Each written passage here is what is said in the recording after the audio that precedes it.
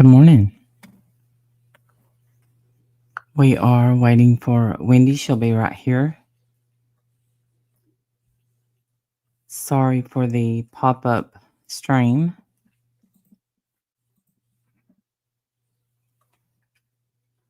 but since this is the trial that I plan on going to, and Wendy's going to cover, we thought we would go ahead and start filling everybody in on what's happening so far.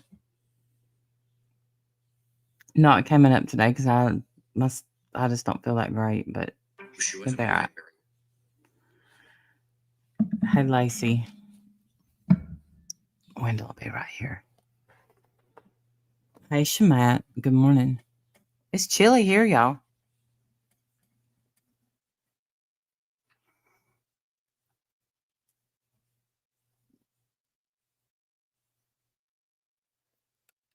I don't know what the weather's going to be, but I know right now it's cold. We had to turn the heat on.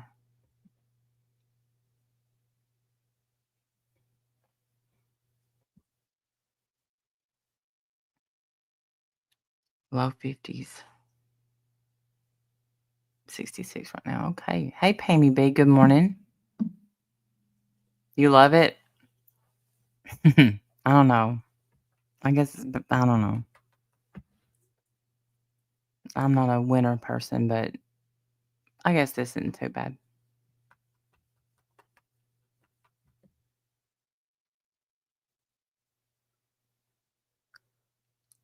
She'll be right here. How's everybody's night? Hey, Jolene. Good to see you. This is going to be a heavy case. And hey, Mary Carl. Good to see you. It's going to be a hard one to listen to. Nice to see you. Good morning, Dale. I'm over the hot weather, but I'll be bitching soon about being same. Now I'm the same. I love the leaves turning, but then I hate it when they fall off, which is already happening. What did I think of the verdict of Delphi? I do. My opinion is they got the right person, but I do believe that it was a very terrible investigation, and I think that if the jury had found him, um, had not convicted him, that would have made sense too, because they really didn't. Lacey, I think a lot of people are feeling uneasy. I don't feel uneasy, but I was already settled. If they didn't, hey Karma, you're not late at all. If they didn't convict him, that would just be part of God's plan, because they did not present. They absolutely, I felt like, could have.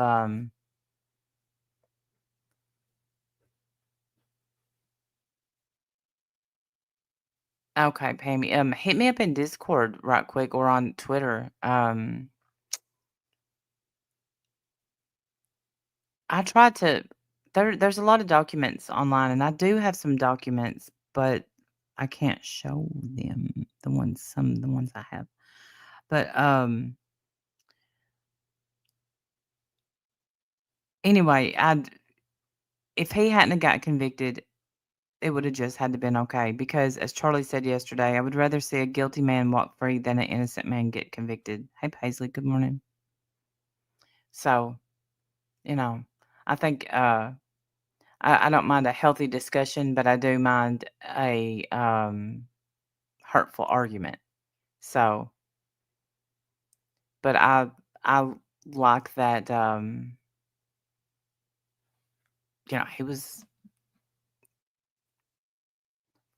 Mary Carl. I don't. I do too. And now that we know that she has immunity, there's going to be.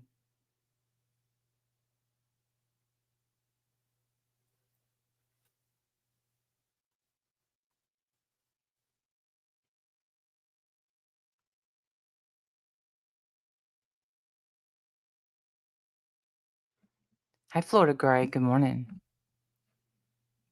Absolutely, it's absolutely sickening And what I'm thinking before, because the trial's supposed to start in February,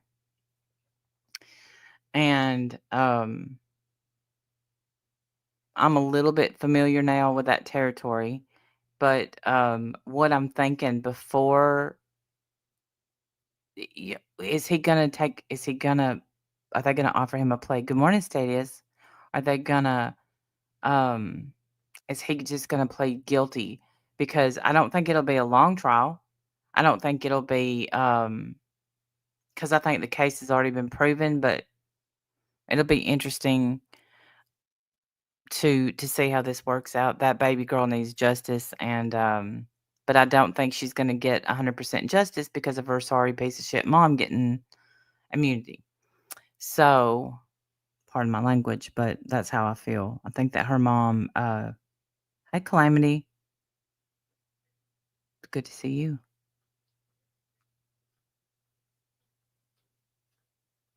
Yeah, I don't think that her mom, we become, well, I don't know, Florida Gray, but maybe we'll find out during this. Because you know what, I haven't heard anything, but because of the other stuff that we've been doing, I haven't gotten as deep into it yet as the other stuff. So maybe we'll learn together. Like, I don't know. I know, Lacey.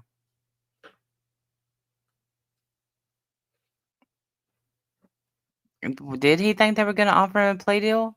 Did he say that on the phone call? Because I thought he was just gonna go with he's completely innocent, because that's what it sounded like. They may offer him. No, I think they have a strong enough case they don't have to. Yeah, it hurts my heart too. I always said that to his mom. I haven't listened to all of it yet. I heard some of the one with his dad. Um, and I have some of the stuff on a playlist. The mom's interrogation I would like for us to listen to together. Um,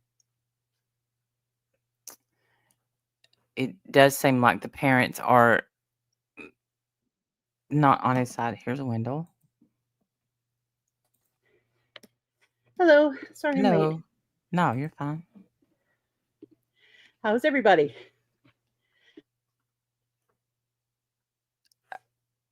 Oh, I'm okay. Hanging in here. A little iffy. If this trial is for the CSAM, which is child corn. Can what you hear me? is? Yeah, I can. Yeah, it is. They included that. I read the hey, Cheyenne. So what did I miss? Nothing. We're just chit chatting. Okay. Nancy Grace announced it yesterday, Cheyenne. And of course, she was highly upset. Um, which I was too when I saw it. I shared it on my community page and just no, because why would, anything that she says about whatever happened cannot be held against her. So I don't understand. I don't. I think, my opinion, they would have a strong enough case without giving her any kind of immunity. Right. I guess that's what I'm wondering is, what is she holding? Is she got the ace that's going to put him away? And she's only willing to give it to them and testify if they give her immunity? Don't know. Like, I'd love to know the reason. It wouldn't surprise me if it wouldn't surprise me at all if she has the ace, because I don't think she was. I'm not going to say that she was in on it. Thank you, Penny. Uh, at all. But what I will say is, I think she found out later and helped him and lied. Okay, so Cheyenne is saying that Nancy Grace was only talking about immunity for the police interview. Do what now? Speaking on the Cheyenne's police interview. comment says that Nancy Grace was speaking on the police interview, that she had immunity for just that police interview. No, I don't think so. Okay, because we that need to was find out. okay. Immunity for the police interview was that was like a month or so ago, I think.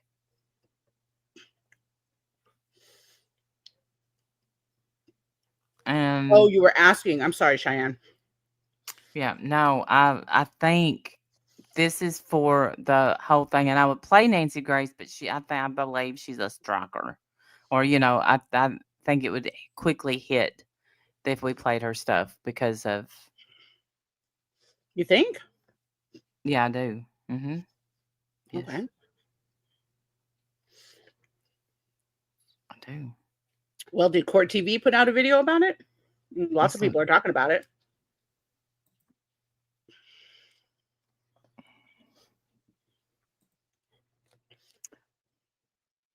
I'm gonna look, but they hadn't as of this morning because I went and looked on Court TV. Okay.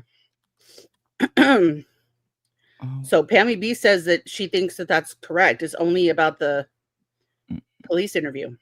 possibly, but I think that what they're talking about on that was a month ago. Well, okay, let's look it up. Oh, I don't have to do that. Nothing on Court TV. Jennifer Soto.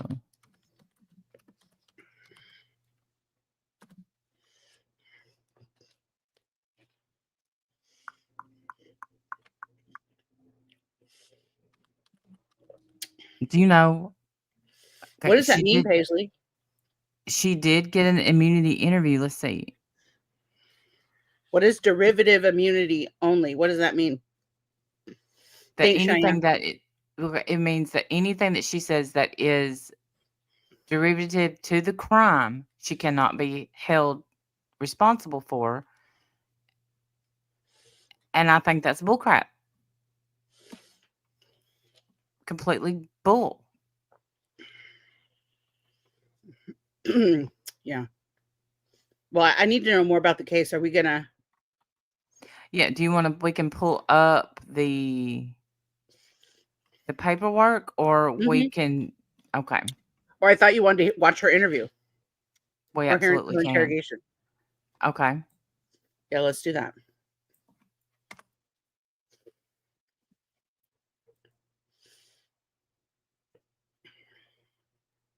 Here it is. I hope you're right, Cheyenne. I hope you're right too. Could her real father not come back after her civilly like they did Brian's parent? I don't know. I don't know anything about this case.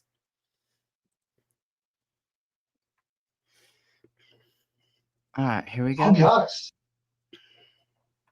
Look, I don't even know how I got this so big, so It's good. Yes. Said she was a child since her victimization started. It occurred under your roof and you acted like it didn't exist. If you're new to our channel, I'm Laura Mathias, a former television reporter and investigative journalist. okay. I didn't know I didn't know. What is the name of that channel?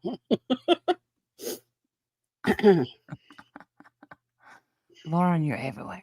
And Hidden True Crime, right here, covers evidence, stories, and the whys behind the crime and criminals. I do this along with my co-host, Dr. John Mathias, who is a criminal psychologist. And if you've been following HTC's coverage of this heartbreaking story of Madeline Soto, we've gone through audio and multiple police interviews that were released by the Kissimmee Police Department, as well as documents released by the Orange County Sheriff's Department. However, the documents released by the Orange County Sheriff's Office were supplemental incident reports. They were written by detectives, essentially summarizing their view of the interview with Jennifer Soto, who is Madeline's mother.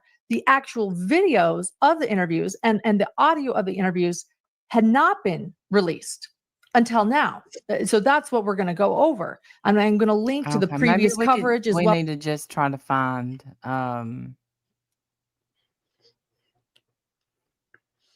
that's the audio. Here it is. Video shows an interview between Orange County deputies and Jennifer Soto. Here we go, y'all. Sorry about that. With all kinds of people still. Look, audio and video recording. Interesting. Yeah, I know. Funny how that worked. So strange. You know, I have a lamp, something like that. I hate it. Anyway, go ahead. I love how they got the room all set up like it's not your life changing. Right. And All see, comfort in your little living room, little art on the and wall. Love it. and here I am already. Hey, Nana Patty, good to see you. If you talk to text. Hey, Bill. Who did I? Oh, hey, Bill. See, I already look at her. I'm already biased because I see her feeling sorry for herself. That's what I see. Slumped over, feel sorry for me. Yeah.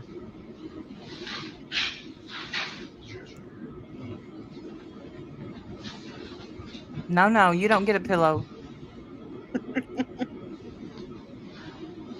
I would support that lumbar.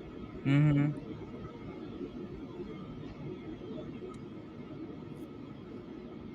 How nerve-wracking to just sit there. Oh my God.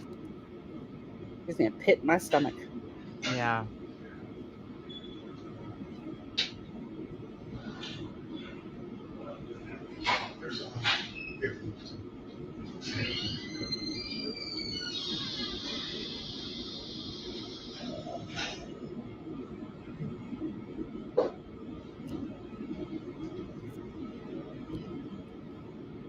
I love how they have a dead plant just sitting there like, this is you. This is you later. You're this dead plant. Yeah.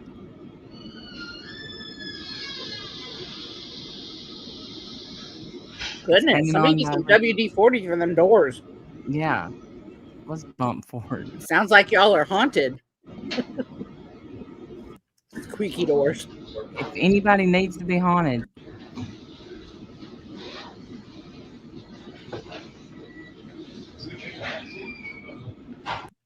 Detective Smallwood from the The goal, obviously, Kissimmee Police Department's doing most of this investigation. We're at the Orange County Sheriff's Office. Our people, we have resources out there, obviously doing active. So it's kind of a joint effort. So Detective Smallwood's kind of, we're going to read through the timeline of everything else. Sunday, Monday, Tuesday, Wednesday, we're going to go from there. All right. You want me to go through the whole timeline?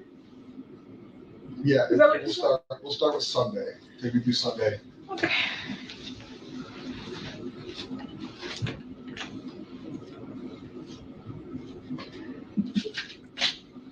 Sunday.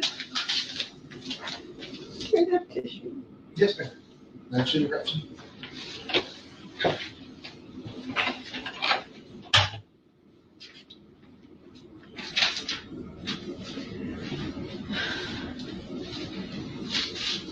So actual tissues? No. I can give you this whole.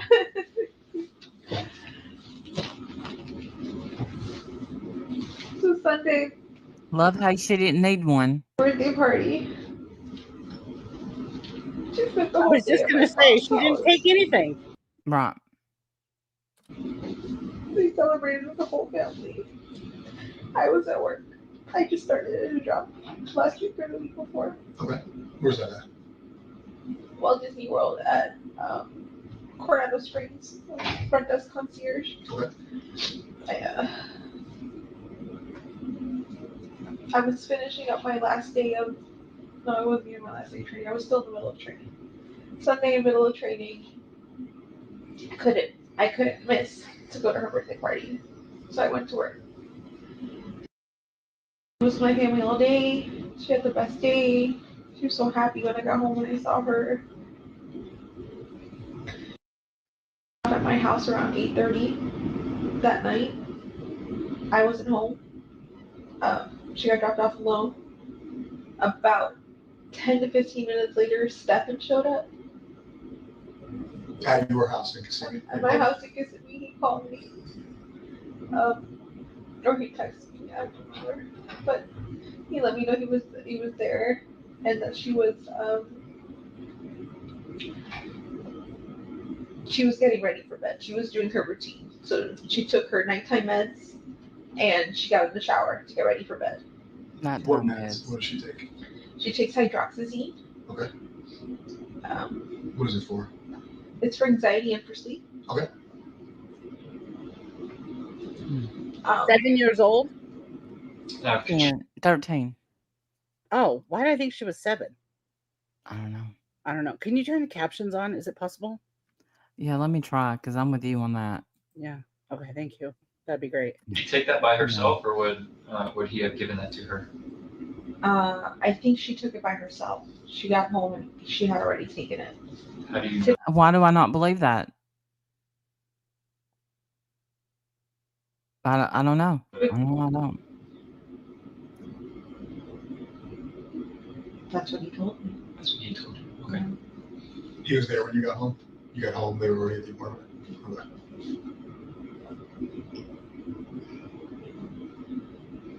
I don't like her taking her meds without somebody visually seeing, watching her, because I don't want her to accidentally grab the wrong pill. She's comfortable enough to grab the pill while, but I'm like, no, I need to watch you take them. Has there ever been an issue with that in the past, where you took too many or took the wrong thing? Or just like a thought in your mind? No, just a thought in my mind, just me being hypervigilant. I Hypervigilant. Wendy. That's just Yeah, me being hypervigilant. hypervigilant about her meds, but nothing else. Thank you, Pammy. Right. Thank you, want Pammy to B. physically watch her take her meds and watch her grab 2, take them. I don't ever want there to be an accident of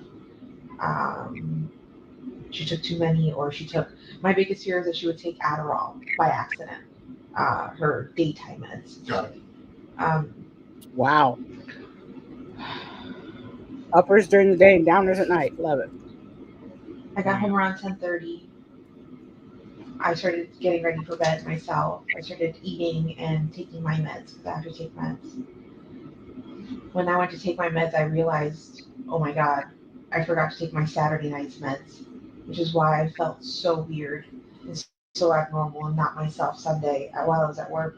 Everyone at work noticed I was acting different and not being myself. Like I couldn't smile in front of the guests.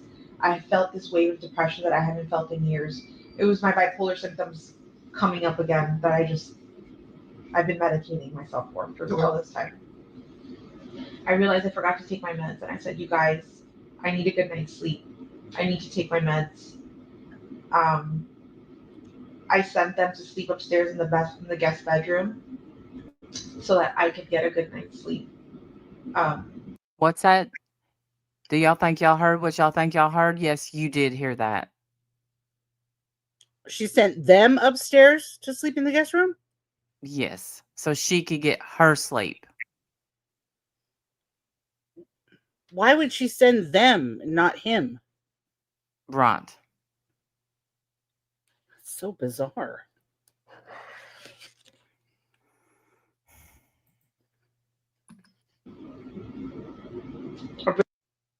Suggested that we all sleep together in the same bed together. 13 years Not the old? easiest person to sleep with. She rolls around, she punches, she kicks.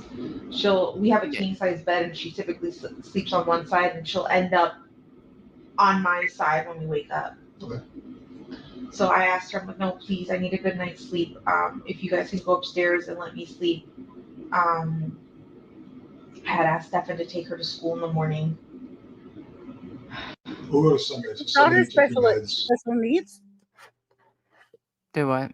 Is his daughter special needs? Like, why is she at 13 years old sleeping with her parents every night? Right, that's not her dad. And no, I don't know. She wasn't special needs. So That's weird. yeah, it's weird. It's weird because this mom needs to be sitting beside him. What meds, if you don't mind me asking, what meds do you take? And like, how does it, do they put you to sleep deep? Does it help you fall asleep, or does it help regulate you? What kind of happens when you take the meds? So they do all of the above. They make me sleepy. They help me stay asleep, and they help me function. So And I'm what are stable they? Okay. all day. They only work well if I've got a good night's sleep and if I've eaten with them the night before when I take them, or the night I take them. The medication is called Geodon. Generic brand is called Ziprazidone. Let's look that up. Ziprazidone? What is Ziprazidone?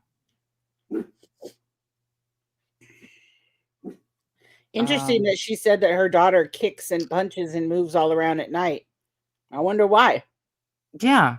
Is it because she doesn't have her own bed and she's having to share a bed with two nasty ass adults? And a freak who won't leave her alone. Dang. So, okay, that may treat schizophrenia, bipolar, psychosis, schizoaffective disorder, Tourette syndrome. Damn.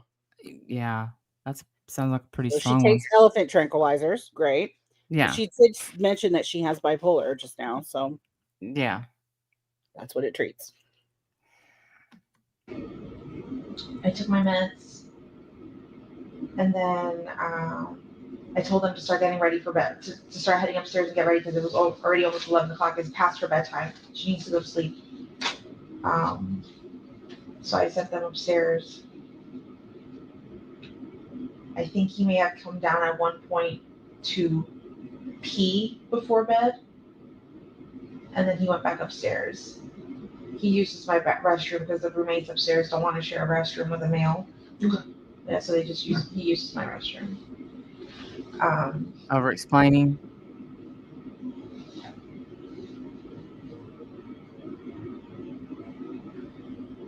Sorry, where did I You're fine. Sunday night he came downstairs, maybe overnight to use the Oh. restroom. Yeah, and then he went back upstairs and they went to sleep. Or where I think they went to sleep. Okay. I went to sleep. I was woken up at some time. For the longest time, I've been saying he woke me up at 8 o'clock in the morning because I assumed he was taking her to school and getting ready for school. But in reality, I don't know what time he woke me up. The sun was out a little bit. It was still a little dark. And I was very sleepy when I got up. I was kind of drunk. But he came in to walk the dog, to put the leash on the dog and walk him. Was the dog in the room with you? Yes. So did he wake you up on purpose, or was it just kind of like the causation of him opening the door and you realizing somebody was there? Yeah, the causation of him putting the leash on the dog, because the way the dog reacted, he gets very nervous and will urinate if you put the leash on him too directly. You have to like be nice and talk to him. Yeah, he's a very he's a nervous dog. Yeah. So I got up to try to help him, and he said, "No, go back to sleep. I'm fine. I got this." And I said, "You sure?" He said, "Yeah."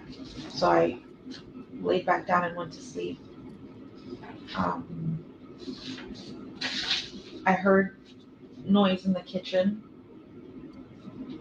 but I'm not sure who it could have been getting ready. But it could have been Stefan. It could have been any of my roommates.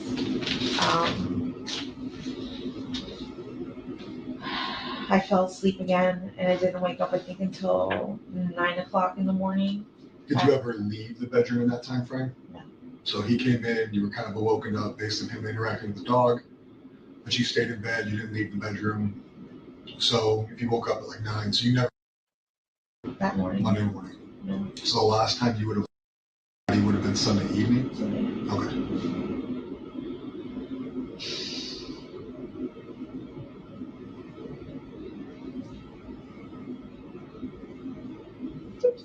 You're fine. I want to see her. Yeah. Take a minute. Okay?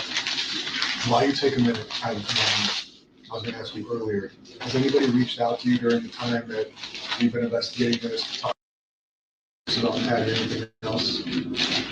Negative, positive, neutral?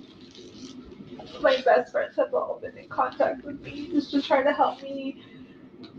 There's like, setting up Facebook groups, flyers,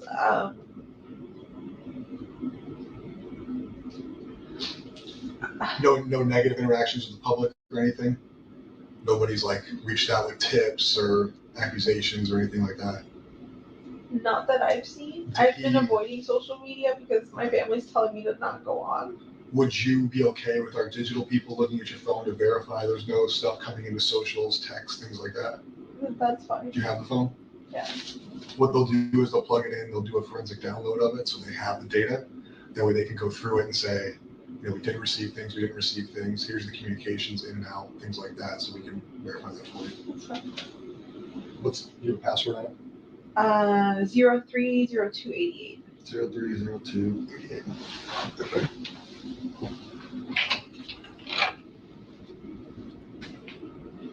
Is that a birthday? My birthday. It's your birthday? Yeah. Birthday birthday's tomorrow. Today's the first. I didn't even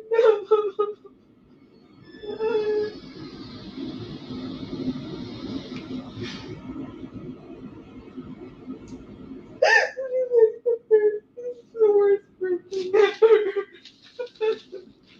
The worst Wow. birthday ever? Is that what people said? Oh my God. I'm sorry, ma'am. I'm sorry your birthday's not going well. Did they Mirandize her? Did they read her Miranda rights or anything? So I wonder if that's why she's getting immunity for this, because they didn't Mirandize her or anything. I just assumed they did it before they came in. But I did bump forward. Oh, okay. So maybe they did then. yeah, they may have. Her birthday. She's having a rough birthday, Randy. I hate that for her. We should really feel sorry for her. Okay, I'm done now. Bright lumpy space. Well, that's the most tears we've seen yet.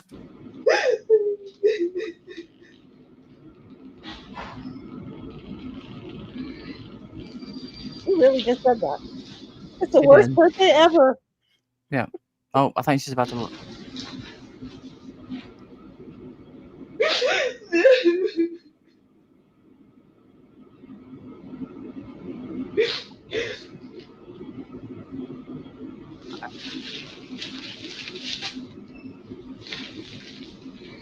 Who gave her fucking sandpaper to wipe her face? Yeah, I hate that. I don't even know why they make that crap. It just spreads it. It's not. You can hear it. It sounds like a chip bag. It's like, what the hell is that? Yeah. You had to wipe your face with that. Oh my God. It's terrible.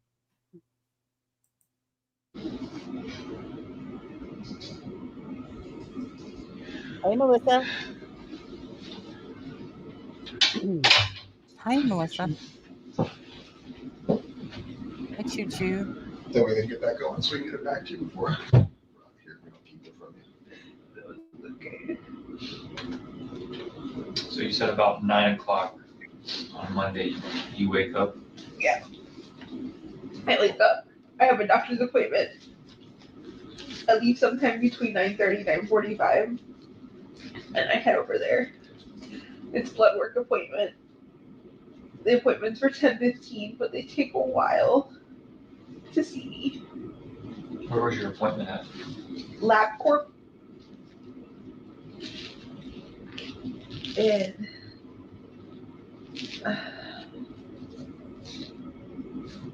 do you want me to tell you exactly which one? Sure. Oh wait, I'm on my phone. When we get it back, we'll. It's, if you need to Google it, it's the LabCorp across the street from the Loop in Kissimmee. Okay, got it.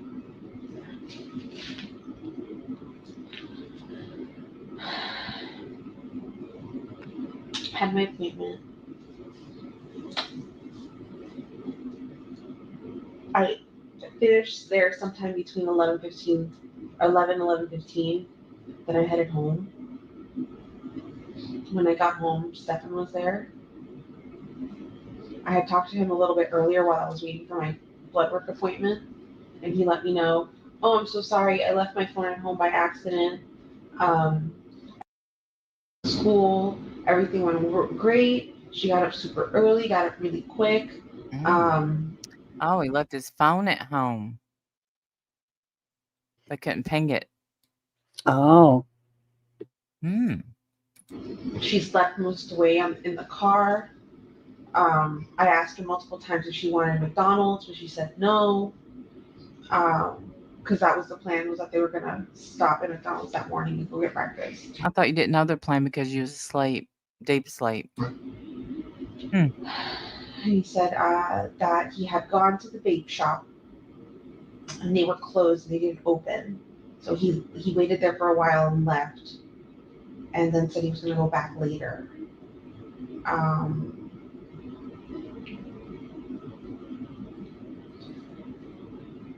When I saw him at the house, everything was normal. We were chatting, we were talking. He was acting normal. He was sitting in my computer chair, just messing around on his phone. While we were hanging out, he mentioned something along the lines of, "Oh man, I've been avoiding this phone update for a really long time. I should probably update it now." And I said, "Do it. Don't avoid it. Just get it over with." And he updates his phone and then tells me, "Oh my God, I don't know what button I just pressed, but I just factory reset my entire phone." And I said, "How the hell does that happen? That gives you options now when you reset your phone?" He goes, "Yeah, apparently I wasn't paying attention and I just pressed the button and it happened." And I said, "Oh, that's unfortunate. That sucks." That's also not how phones work. All right. Right. Later on, he tells me he's going to go back out, and I think this is around 12:30, 1 o'clock. Still Okay, on so Monday? they said Yes, on Monday. Alan just said in chat this is one of her later on interviews. So I guess before this, I think the immunity came. She must have been lying for him. Mm. But I'm gonna say whether. Well, no, I'm not gonna have to. It doesn't matter. It he could factory reset the phone all day, but they still got the info out of it. I think he thought that would erase you piece of garbage. Plead Yeah, I mean, innocent. phones don't accidentally factory reset. That's not a thing. There's several buttons, several are you sure's, Yeah. lots of things before you could just, hit a button. And I don't think that that's how phones work, but maybe I'm wrong. Right. 12:30 in the afternoon, 1 o'clock in the afternoon. He tells me he's going to go back out. He's going to stop at a few gaming shops. And then he'll meet me at the house at 2:30 so we can get together.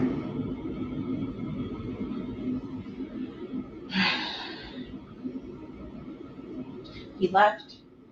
I hung out in the house for a while. Was waiting for 2:30 to roll around. 2:30 rolls around, and I'm already calling Stefan, and he's not picking up his phone. Why? 2:30 comes, I leave. About 10 minutes later, I get a phone call from him going, "I just got back home. I left my phone home again. I'm so sorry. How long ago did you leave?" And I said, "About 10 minutes ago." He goes, "I'm so sorry. I missed it. I really wanted to go with you." And I'm just like, "It's fine." I figured he wasn't going to make it because when I looked at the time when he left and said he was going to visit 3 shops, I didn't think he had enough time to visit them. He told me while he was gone that he got a flat tire somewhere on 182. The wheel just shredded and fell apart. So he was changing the tire, and it took him a really long time to do it. He said he hurt his thumb while changing the tire, like the frame or something slipped and something pinched his finger, and he ended up having to yank it out. And he said he hurt his finger. Oh, Calamity. Hey, B Fergs. Me too. I want to touch on something real quick. When you were calling him, he eventually tells you that he left his phone there. Did you hear the phone at the house? No. If it was anywhere, it would have been upstairs and I wouldn't have heard it. It would have been in the guest Do bedroom. you typically go upstairs? Who, me? Yes. Only if I'm doing laundry. I was just curious if you had heard the phone when you were trying to call him that day. I didn't. Wow. So he tells me all that. I get off the phone with him. I'm waiting. Wait for about an hour and 10 minutes. 4:04, the bell rings, and I'm waiting. I'm the first in line. And she doesn't come out. You were in your car? I was in my car, in the car line, yeah. Okay. At this point, it's been a few minutes. She should have been out by now because she's usually one of the first kids out. She knows I'm the front line. And I'm holding up the line behind me because there's kids getting in the cars behind and they're all waiting. They can't get around me, right? So I start calling her, forgetting that I have her phone on me. I had found her phone earlier that morning. She had left it at home. And I brought it with me because she does this often. She does leave her phone. Where was the phone at in the house? It was on top of the dresser in her bedroom. Downstairs? I never been in your house. Downstairs. Okay. So, just so you know, I have a 4-bedroom townhouse. Okay. The living room has a partition in it, a fake wall kind of thing. That's got her bedroom in it. That's got a bed, a dresser, and a desk on it. Does she sleep there? No. She'll hang out there. She'll use her computer and hang out there. That's her hangout spot. But she primarily sleeps with me every night in my bed. That's because I know the roommates wake up super early in the morning. They're going to be in the kitchen. They're going to wake her up if she's sleeping out in the living room. So I don't. So your bedroom downstairs, her makeshift bedroom downstairs, guest bedroom upstairs. Yes. Got it.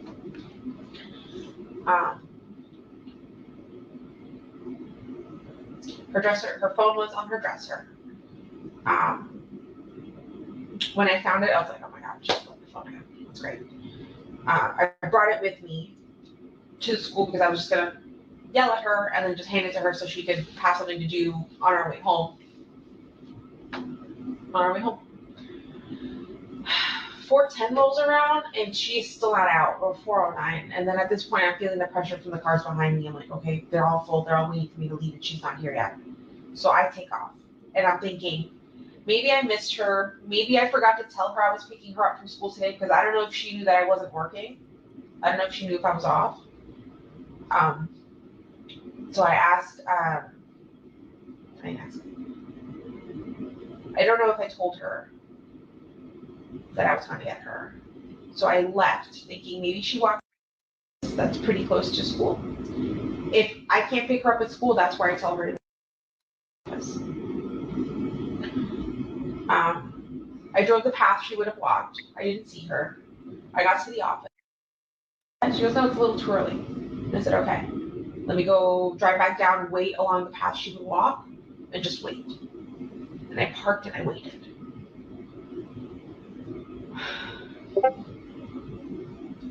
I waited. I'm not sure how long I waited. Maybe somewhere between 5 to 10 minutes. She still wasn't there, and I looked at the time, and I'm like, okay, she should be back at my mom's office by now. Maybe she took a different path and I didn't see.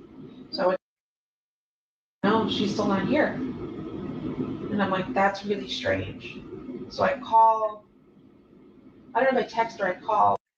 I think I text her, and I asked, hey, or I called. No, I called her. I asked.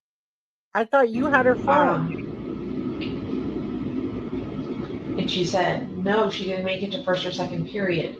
Oh, she texted somebody else. I'm sorry. I thought she was saying that she texted her. I was like, wait a minute, you have her phone. Oh, yeah. And I said, what do you mean? She was dropped off close to the school. There's surveillance of him moving the body. Wow. That's what I'm reading in chat. She should have been in school. She goes, no, she didn't make it to first, second period. I said, please check with the rest of your friends. See if she made it to any of her other periods. Hey, Mayor's daughter. Hey, Mayor's daughter. At some point in this, I emailed one of her teachers asking, actually emailed a few of her teachers and 2 of them responded. One of them said, no, she did not make it to class. And I checked her attendance for the rest of the day. She wasn't in school at all. Like, he sent me a screenshot of like her attendance and it said 0, 0, 0. You still have that on the phone? Yes. Okay. If you need to know what app, I'll tell you what app. It's a special school app. Got it. He said she was missing all day. That's a And very at this point, I started to panic and freak out because that can't be the case. What'd you say? I said, that was a very interesting question. He said, do you still have that on the phone? And that's a good question because I suppose, you know, you wanted to see if she's lying or not. I don't know. I just thought that was a really good question. Do you still have that on the phone? Because, like, if she said no, like, why would you delete something like that? Did she answer the question? No, because she was still talking. She hasn't answered the question. She said yes. She said, if you need me to tell you what app it is, it's a special school app. I'll tell you. Oh, okay. Gotcha. Yeah. I was, when she said she's been missing all day, I thought that was suspect. Missing all day. Missing. Not at school today, just missing all day. Yeah. She was dropped off. I had to go check her attendance at school, but the office had closed already. Okay. The lights were off. I could see a student sitting in there in the darkness, but I couldn't see any of the administrators or anybody in the office. Lights were off, everything was closed. They wouldn't allow me in.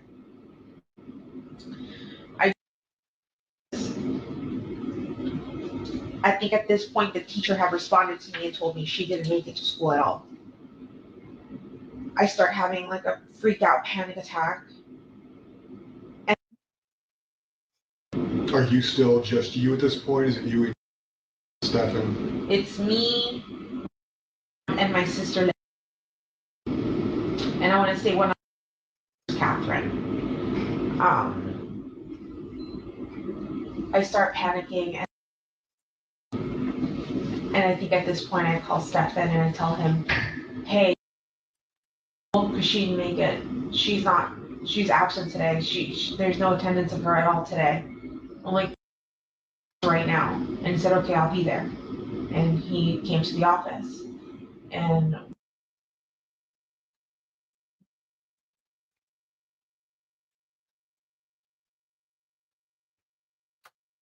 there for like 3 hours, I think. Eventually I contact one of my friends whose husband works, or ex-husband works for OCP, or for you guys. Orange County Sheriff's Office? Yeah. Okay. And I messaged him and I talked to him and I asked him what I should be doing because you guys aren't responding quick enough. You know his name? Where he works? Yes. Nick Mann. Okay. Or Mihan. Do you know what he does here? I think he works for SWAT. Okay. Right, Nene? Figure it out. Yeah.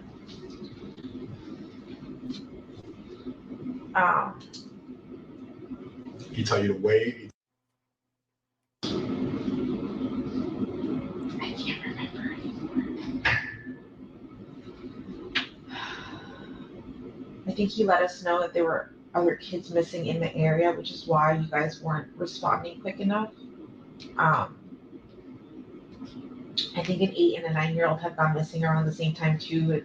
In a playground, they forgot to tell. They didn't tell their mom they were going to the playground or something like that. So all the cops were over there on that side of Hunter's Creek. My sister's boyfriend, ex-boyfriend, whatever he is, Doesn't matter. thought it would be a good idea to go to the park and talk to a cop there and see if he could bring a cop back, and that's what he did. Okay. And then at that point, that's when the cops started asking us questions, taking a report.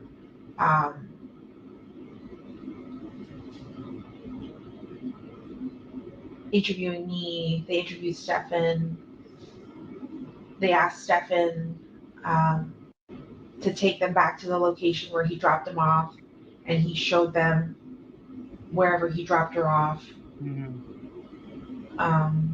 They were looking for cameras along the path, and I don't think they found any cameras along the way to see if there's any video recordings. I think. Did Stefan go with them in their patrol cars, or did he drive himself and they followed? How did that work? I think he went with them in the patrol car. Okay. Then they came back.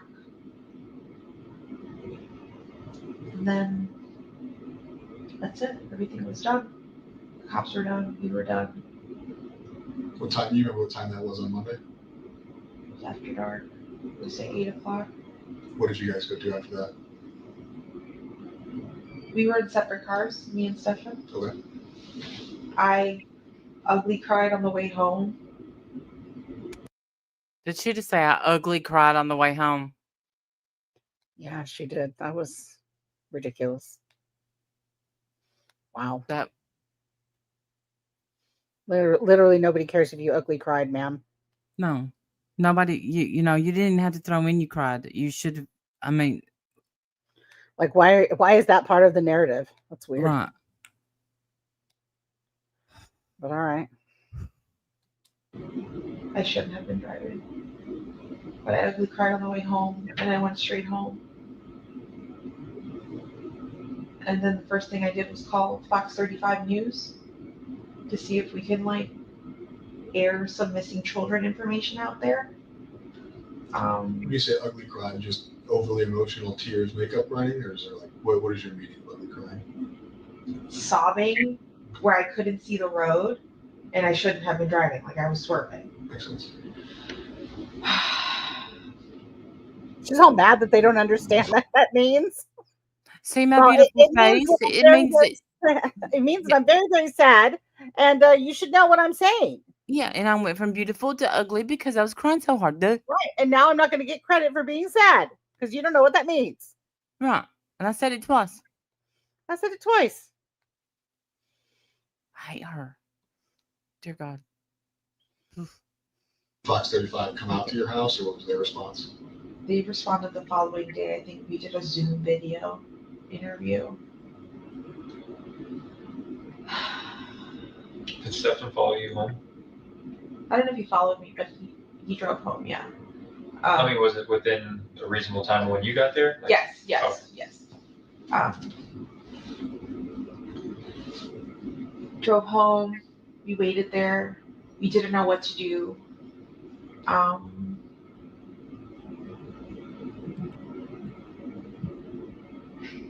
I stayed up late. I think I called Fox 35. That seems odd. Would you call a cop? I mean, a news station? Yeah, I know. I thought that was weird too, but maybe that's a thing out there because they cover missing children. I don't know. Seems strange though. So, as of this interview, like you wouldn't call friends of hers first to see if she she wasn't just found. Right. like you immediately go to missing child. I don't know. Does that mean That you knew she was missing and not hanging out at a friend's house, maybe skipped school that day and hung out with a friend? Right. Is that she found shortly after this. So she hasn't been found yet as of this interview. Oh, interesting. And she's been found now, though. Right? Oh, yeah. Eventually eat and take my medication. He told me he was going to go out. The last thing I would worry about is if I get my sleep. Yeah, that's bizarre. Using that night to go look for her. And I said, I even questioned that. I asked him, are you sure it's a good idea? You should probably sit tight. Let's just wait to see if she comes home. You've already done called the news station. Drive out. Right. If you was going to wait to see if she came home, why was you calling the news stations? You make no sense, lady. Seems a little strange, yeah? Mm-hmm. Yeah, I think so. Just does to me. All right. I had completely forgotten about him wanting to take the drive or that he actually did it. And it wasn't confirmed to me until the following day where agents came to the house and we sat in the car for a good amount of time. And I noticed the chair was adjusted. And I said, did you drive my car? And he said, yeah, remember I said I was going out last night. That's right, you did say that. Going outside to do what?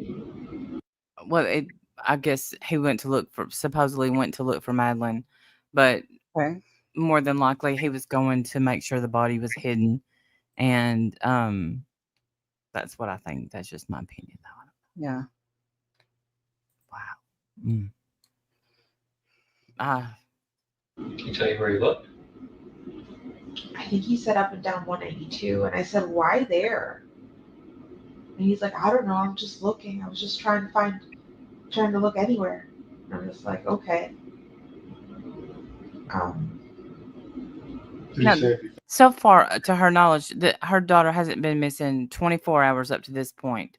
And this guy, your boyfriend, tells you that he's looking on the side of the road, up and down 192. And your only response is, why there? Yeah, she seems such a weirdo. Yeah, she seems too unshocked, I think is right. I don't even know if that's a word, but that's For how someone who made sure that we know that you ugly cried. You don't seem too bothered. And you watched your daughter, you you could not rest unless you knew she took the correct medication, but you took your sleeping medication and slept like a baby that night. Is that what you're saying? So weird. Yeah. Found anything or talked to anybody, or just roamed? Yeah, well.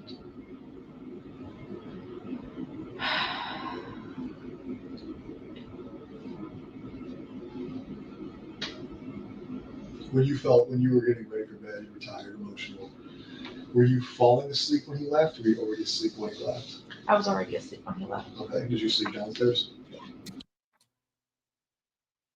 You heard it here, folks. Yes, she did sleep that night. Her child's missing, just turned 13, barely. She slept? She slept. All In right. your bedroom? When you woke up, was he already awake? Was he still sleeping? He was asleep in his bedroom upstairs. The guest bedroom? Yeah. Okay. Did you take your medication that night? I did. What did you guys do Tuesday? Wow. Or just you? You guys, if you're not together, you're not together. What's the timeline on Tuesday? Tuesday, he slept. I woke up early and started making phone calls to like the National Hotline for Missing and Exploited Children. But she still doesn't even know if her child is missing. She could have been a runaway. She could have been anything. No, that she knew. Right. That's kind of how it feels to me. And she knew that he was involved, yeah? Do you think, or no? Absolutely. She had to know. So then why isn't she, Beating his demanding head that in? he answer some questions? She takes drugs to be awake, to sleep, to do anything and everything. She is drugged out most of the time. Yeah. Mm-mm-mm. Oh. I called the number that the sheriff's office had given me. She is zombie-ish. Like she's heavily medicated. Yeah.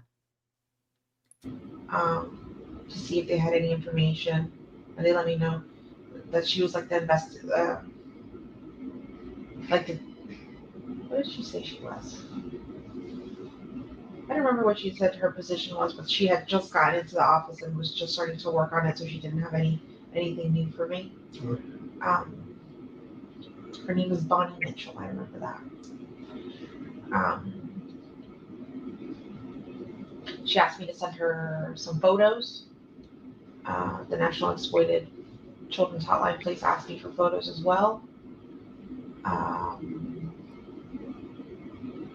think at this point, I had asked my friends and family to start contacting news outlets to try to get as much attention on this as possible.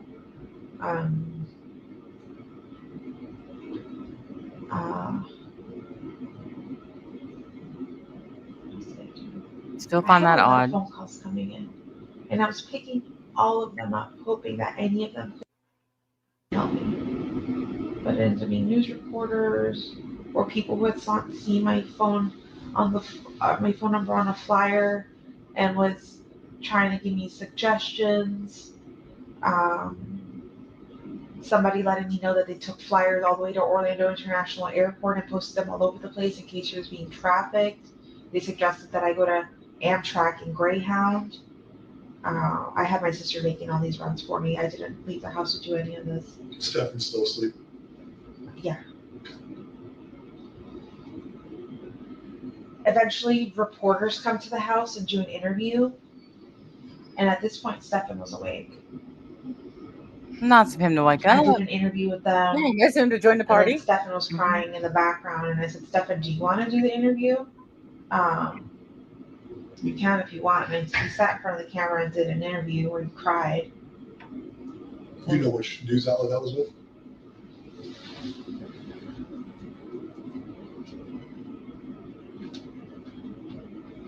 I would like to say I know that. there's a video on Fox 35 With you him guys sitting- appeared to be on like a webcam. Yeah, that was Zoom. He was sitting in the Zoom. background for me. Okay. I know But you that had one. in-person interviews with reporters? Yes. You, I want to say it was Channel 9. okay.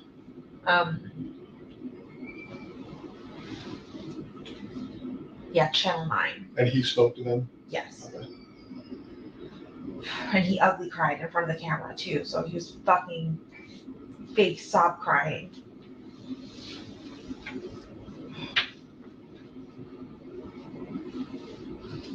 Are you saying that now, or do you? I'm saying that now. I didn't think that at the time. At the time, I thought he was truly heartbroken and not that he had done all this shit to her. Like, I look back at shit now, I'm just like, he was fucking lying. He was fucking faking. What else has he been lying to me about? I know he's like a master liar and manipulator because he's done it to his parents, and he's told me and shown me the lies he's done to his parents. But I don't know why I never thought, not me. The lies are about money, they're about where he's at, what he's doing, what's he Yeah, all that. to his parents. Yeah, he's stolen money from his parents.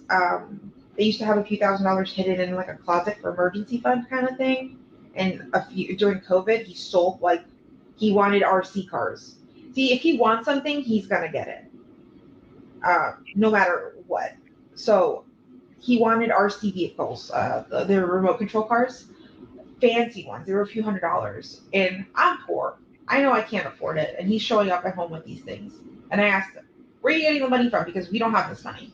He goes, "Oh, my dad." And I said, "Your dad gave you money?" He goes, "No, I took some from his closet." And I was like they have an emergency stash? And he's like, "Yeah." And I'm like, he's gonna notice money's missing. And he's like, "No, he won't. It's so much money in there, he won't notice at all." I've confirmed with Chris later on that he did notice money, but he never asked his son. But I let him know, yeah, he was robbing you and just buying himself toys. He's also lied. Most recently, he lied to his parents about where he would be. He told them he would be at his friend's house playing video or board games or something like that, but in reality, he came all the way to Kissimmee to hang out with us. Okay. But you guys were together Wednesday? After all the interviews, did you stay Wednesday? Would you? I know Yes. we had some detectives go meet you guys Wednesday, I believe it was. Yeah. Were you guys in the house together till the detectives came? Yes. What kind of happened after the detectives came?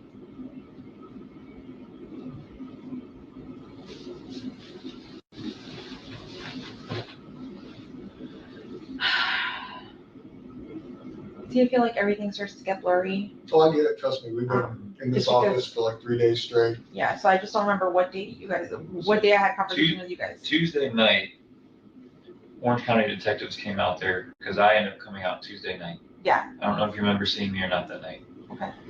That was the first night we were at the apartment into the nighttime. Yeah, is that when you guys shut down the house for forensics? Yes. Okay. Tell So us about that. okay. So earlier that day, I think Detective Hunt came, or somebody came, and asked Stefan for his cell phone. If he would willingly give it up so that they can look at it, or if they would need a warrant.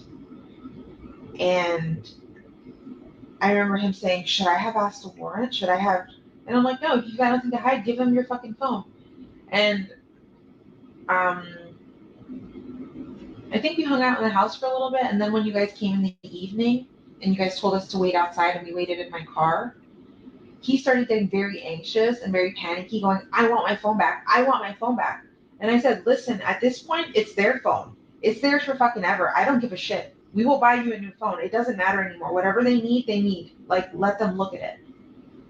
And he's like, "I just want my phone back." And I'm just like, are you trying to make yourself more suspicious? Because like, if you were to go demand your phone back right now, that would look suspicious as fuck. Like, what are you doing? I'm thinking he's just getting impatient because he's bored and wants to play on his phone.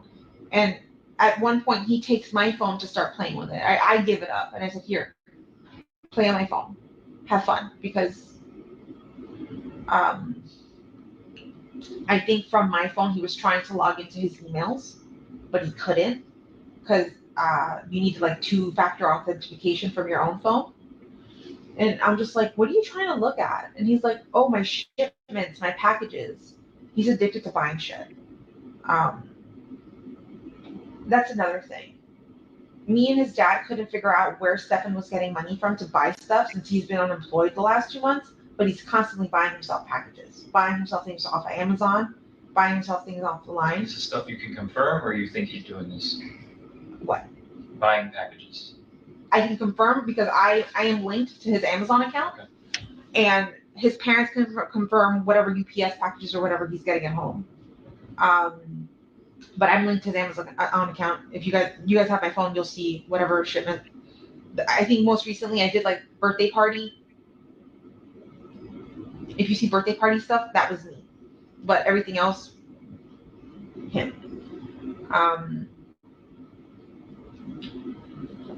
He's constantly buying stuff and he doesn't have money. He keeps saying he's got money in his savings, but me and his dad called bullshit because he hasn't had, when he lived with us, he was struggling. His dad was helping him pay his bills, paying his rent, paying his gas, paying his insurance.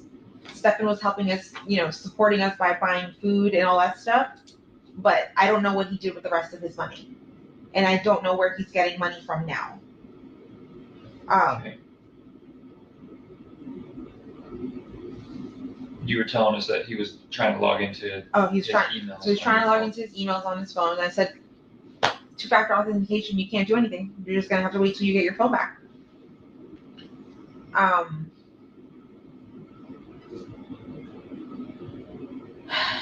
What else? We waited in the car. I think at this point, when I noticed that forensics was locking down the house and you guys said we couldn't come back, I told him to call his dad because I had a feeling y'all knew something and it was going to come down on him. And I'm just like, they're focusing on the wrong person. They have the wrong person. In my head, I'm convinced you guys are that you had the wrong person. I wanted to think that he was good.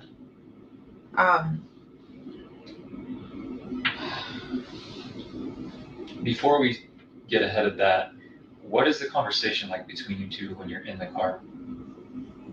Because y'all were in there for a good while we were trying to figure things out at your apartment complex or your condo.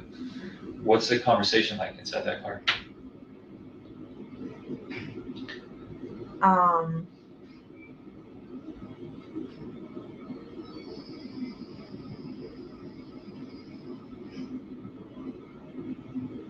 trying to think back to what exactly we were talking about.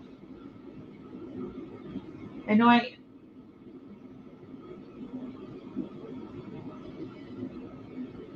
remember late in the evening, like when you guys let us know we couldn't come back, and I called his dad, or we called his dad. I started saying to him, like, I think they're focusing in on you. Like, we need to call your dad, and I think we need to get you a lawyer. I feel like they're focusing on the wrong person. And he kept saying the same thing. He kept repeating what I was repeating. That they're focusing on the wrong person. They're wasting time there.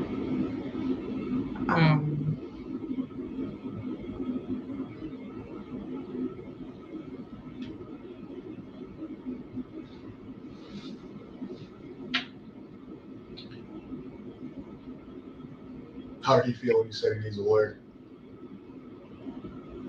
He didn't believe me. Like, when I told him, like, don't you see forensics is closing down the house? They fucking know something, or there's something, like, they know something. Something's happening. They wouldn't be locking down the house this way if they didn't have suspicions of something. But I wasn't thinking, I don't know why I wasn't thinking him. Like, I was just like, no, they've got the wrong guy.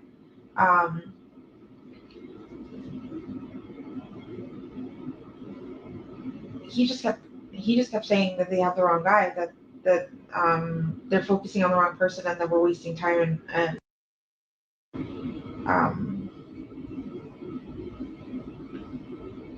we call his dad. We tell his dad to come down here, and his dad did come down here and met us at a hotel. That was another thing. I don't have that much money. I live off of disability. I couldn't afford to put us up on a hotel. Like, when you guys said that we couldn't return, I was like, I didn't know where to go. I was trying to think if any family member would have a spare room or anything like that, and not that would not that could take the three of us, or when I say three of us, I mean him and the dog.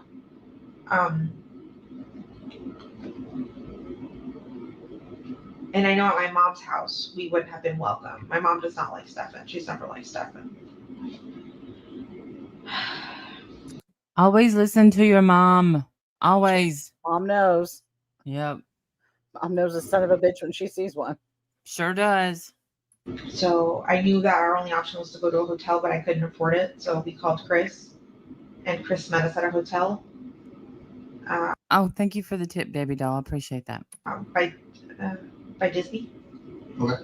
Off of Western Way. And that's where we went. We got there pretty late. We checked in. I used the restroom, and I was getting ready for bed, or laying down in bed probably around 3:30, 3:45 in the morning, and I fell asleep. Stefan was already asleep at this point. Did you go straight to sleep when you got in, or just kind of drifted off as you were falling asleep? Then you went to the bathroom and he goes straight to bed? He was already in bed before I went to the bathroom. Okay. I was on my phone for a little bit. He was laying in bed snoozing. I went to use the restroom. I was in the restroom for quite a while because I had like a terrible sub. Isn't that crazy to you, when Randy? I came back out. What? That he's in bed sleeping. Yes. Like, The fact what? that either one of them could sleep, even though, and I'm not saying that I'm saying she is over medicated by her doctor. That's how I think. But I don't understand why she's not seeing these flags. Like, yeah, he was ugly crying, but then he was able to go to sleep. Yeah, I don't understand either one of them being able to sleep. Honestly, that's crazy to me. I'm with Lavender. If my kids were late coming in from a curfew, yeah, no sleep. I'm not gonna sleep. I'm gonna. Mm-mm. Damn. Well, heck, I know every single night before I go to sleep, at least where my kids are. Yeah, and they're grown. I know, but Yeah. like my mom still checks me. She has me on a tracker. Yes, she always has. When I was in high school, I was the only high schooler in my in my round of friends that had a pager, and it wasn't for me. It was for her, so that if she needed to know where I was, that she would, text me. Our little code was 123 because back in those days, they didn't have letters. So she would text me a 123, and all that meant was, get to a phone and just give me a call when you get a chance. I just want you to check in. And it was so that she didn't have to be panicked and worried. And I thought it was fantastic. Absolutely right. I don't want you to be panicked and worried about me. That we didn't have cell phones and stuff back then. So no. I can't, I can't imagine how much scarier it was for her than for people like us that has the technology at our fingertips. Right. I remember being in town calling Nanny from a pay phone. Can I spend the night with so and so? No, you do. Yeah. Yeah. I also wasn't allowed to spend the night out ever. My parents were like, nope. I'm like, why? I don't understand. And they're like, because nothing good happens after 2 a.m. That's why. Yes. Now and Nanny's answer was always, they can come here, but you can't go there. Yes, So, that's what my parents said too. You guys can spend the night here. I don't want to spend the night here. They want to spend the night there. Nope. You'll see them in the morning. I'll drive you over at 6 a.m. myself. And then I turned out the same way. No, but my kids usually wanted their friends over, but I wanted to know where they were. And yeah, we had the friend house too. We had the house where everyone came over. It was like all set up with any kind of video game you could want, and we had the fun house. Thank God, because I didn't want my kids out overnight either. Yeah, and we purposely made it fun for that reason, but it didn't always work out well. I'm not saying they didn't sneak out. They did. Yeah. Calamity said that's because Stephen was sleeping because Stephen was driving around the night before. Even the interview with Stefan's father, confirmed Stefan was out of it tired when he met up with him. Because Guilt. he's driving out. He's driving all around the night before. Yeah. Well, maybe I shouldn't say guilt. Maybe nerves. I'm about to get caught. Look what I've done. Yeah. I don't understand how she slept, but she's a horse of a different color for sure. If she didn't know, let's look at the poll.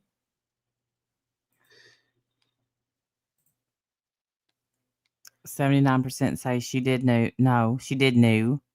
Well, 76 now, except for no. 20% is undecided so far. So if you get a chance to vote. He was asleep. At least I thought he was asleep. But His dad stayed with you guys? not in the hotel room. He stayed in a different room on the same floor. Okay. The following morning, I wake up, I think around 9 o'clock in the morning, and Stefan's not there. And I remember thinking, he left again without his phone and didn't tell anyone where he was going. That's suspicious as fuck again. Why is he trying to? But we took his phone, so he got a new phone? He didn't get the new phone until later that day, where his dad woke up, came to our hotel room, and then handed him a phone. Okay. And said, here, have this phone in the meantime until you get your old phone back. So you're just saying he's out and about with no phone? Yeah, he's out and about with no phone, so there's no way for us to contact him. There's no way for us to. I didn't know if he even knew how to get back to the hotel. Because I drove that night. He's a little oblivious to when it comes to directions. So I was just like, is he gonna even figure out how to get here? But he rolled in around 11:15. Rolled in with a cup of Wawa. And said, oh, I'm so sorry, I was just driving around. I grabbed some Wawa on 182 and got lost. I didn't know how to get back to the hotel. But I'm here now. What the hell is And I'm just Wawa? like, detectives are about to show. I think it is a convenience store, one of those big convenience stores. We don't have them either. Oh. Yeah. So it's a cup of Wawa. I guess he got a fountain drink from Wawa. That's what I assumed. Oh, okay. I don't know what that is. All right. Go ahead. I'm like, he doesn't mean Well, water, what right? would happen if they showed up and you weren't here? Like, you would have been a No. fugitive. Like, what are you doing? And he was just apologetic about not telling anyone where he went. But he had a Wawa cup. Florida. He said he was at 192. Yeah, but in reality, I know that he truly took my car in the middle of the night to Northport, Florida, and was down there for an hour and came back. I didn't suspect that at all. Okay. I literally thought, I'm like, oh, this man, we were right next to a Target. So I'm thinking, oh, he's probably like stretch shopping, just looking at stuff. He likes to browse. I was like, maybe he's in there somewhere. But I didn't have a car. I couldn't go out looking, right? And also, detectives were coming, so I didn't want to leave. Detectives eventually show up.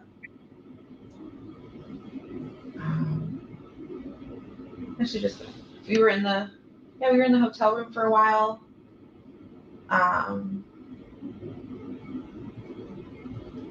He went back to sleep and slept. I took a little snooze for a little bit that morning, and then I got up, and then I went downstairs to the lobby, and I saw Chris. And Chris asked if I wanted some lunch, so we went to the hotel bar and ate some lunch. We brought up some lunch back for Stefan. Told him to eat a little bit. When he woke up, he took like 2 bites. Oh. Sounds like his tummy was bothering him. Mm-hmm. And then the detective showed up. He went downstairs. I get that maybe she's a little, I don't know. She's not in reality. I think that's a way to put it. Yeah.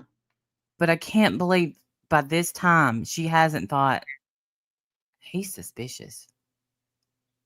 Yeah. They let us know that there was a press conference happening, which we already had an idea was going to happen.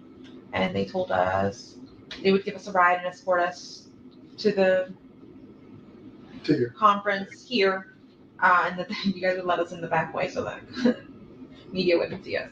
But in reality, now I know that was just to interview guys with us. But Oh, they told him they had a press conference. yeah, And then we showed up here and got separated. Oh, Haven't heard from him good one, since. I haven't cops. spoken to him since. Have no interest in speaking so once to him at all. again, we have a ploy to get them down there. It seems like that's a thing that the police do. I'm telling you. We're going to have a whole ass press conference. No, just kidding. We just want to. But I think they, from what she just said, I think they arrested him. Yeah, that's what they did. She said it sounded like that's what she just said. Yeah. And I have not spoken to him, and I don't want to. Well, okay. Yeah, that was it then. Then we got interviewed. What have you done since? Like, where did you go back to the hotel? Good Did you stay question. somewhere else? No. So after the interview and all that stuff, Chris took me to my sister's house. I've been at my sister's house ever since. Cool. Yesterday I went out for a little bit to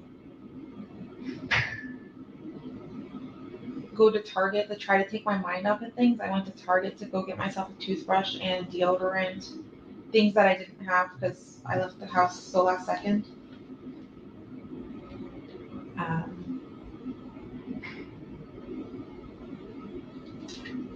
I also went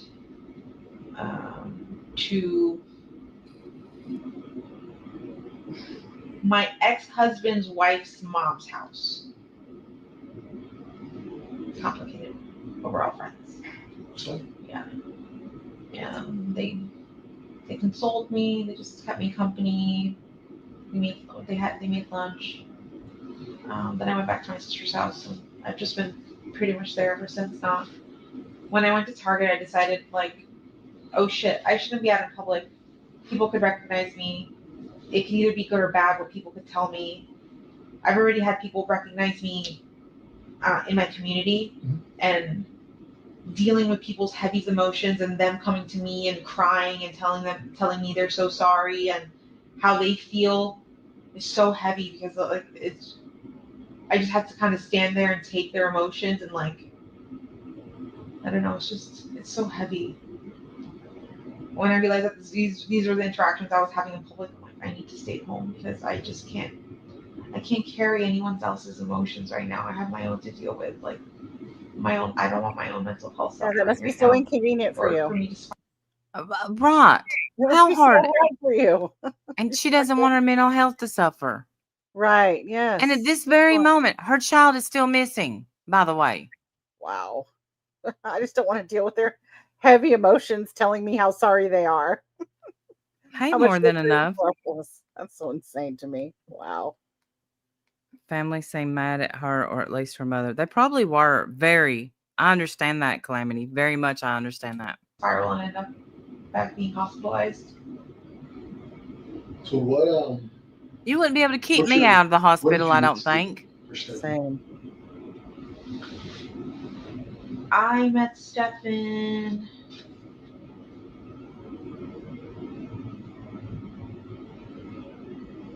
Yeah, where? in When? 2017. We both worked for Eco Homes, a real estate company. I did appointments, and he worked in the office doing like warranty work. We met as coworkers. We became really good friends. We were best friends for like a year. And then eventually I asked him if he wanted to hook up, and he said, sure. Harming. Classy gal. Yeah. Mm-hmm. Hey, want to do it? 17, 18, did you live in Orlando, Kissimmee? And if she didn't know any of this, she's going to kick herself the rest of her life if she ever comes off all these medications.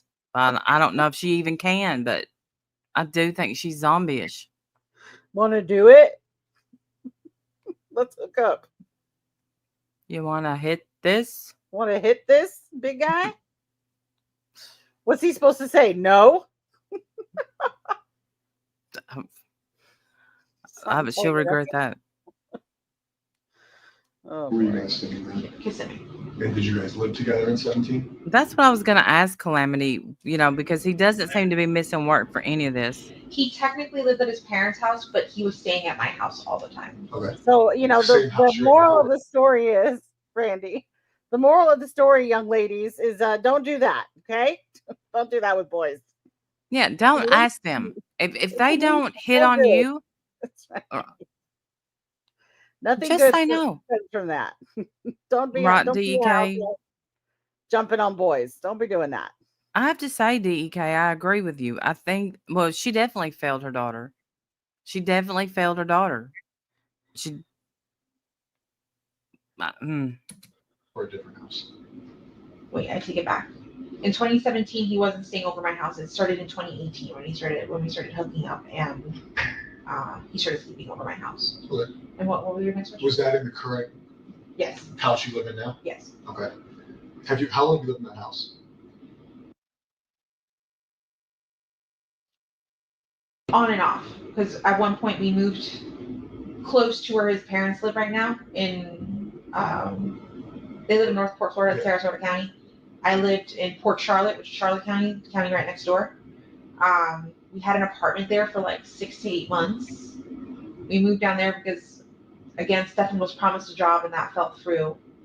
So we supported ourselves in this tiny apartment for a little while until I ran out of funds. Do you remember what year that was? 2020. So when did you live in Port Charlotte in 2020?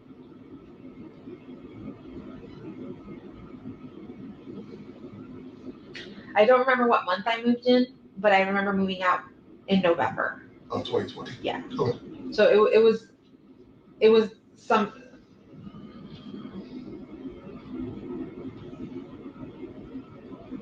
Maybe like April, maybe. That's fine. It was fine. We can look up if we need to later. 17. In 2017. So 2018. 6. Her body. I think the mom is still staying. She's still at home, Tally girl. How are you?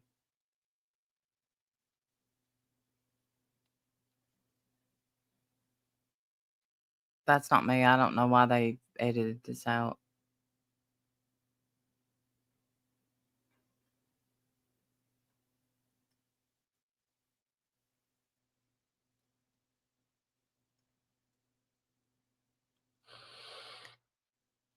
Let me bump it.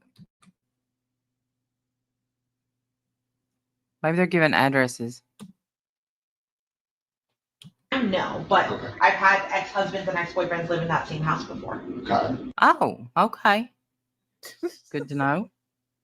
It's got one of them twirly doors, that you just walk She in. may be more than enough. I'm way behind. She did get put in a mental institution for a while. See, that makes me feel like there's definitely something wrong with her. You moved to Port Charlotte sometime in 2020 for a few months. Yeah. And then you came back to the same house. After Port Charlotte, I went Gotcha, back Calamity. to my mom's house for a little while Where's that at? in Hunters Creek, Florida. Got it. Even before Port Charlotte, actually, the few months before I was in Port Charlotte, I was living at my mom's house. With Stefan. Around March 20, decided he wanted to renovate the house and possibly sell it. So he told us to get out. So March 2020, so around COVID time, like 2 weeks after COVID was announced, I moved in with my mom. Okay. And I lived with her for a little bit. And then the Port Charlotte apartment happened. We moved to Port Charlotte, were there for a few months, came back to live with my mom, was there for a few months, and then I decided to move back. That he was moving out and like getting an RV and like living the RV life. Yeah. So he needed somebody to take care of the house for him. So I said, yeah, I would do it, of course. So I moved in. I moved into his bedroom, downstairs, the master bedroom. Eventually, Stefan did come.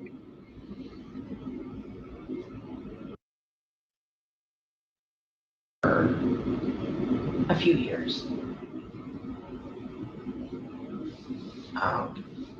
It wasn't until like June of last year that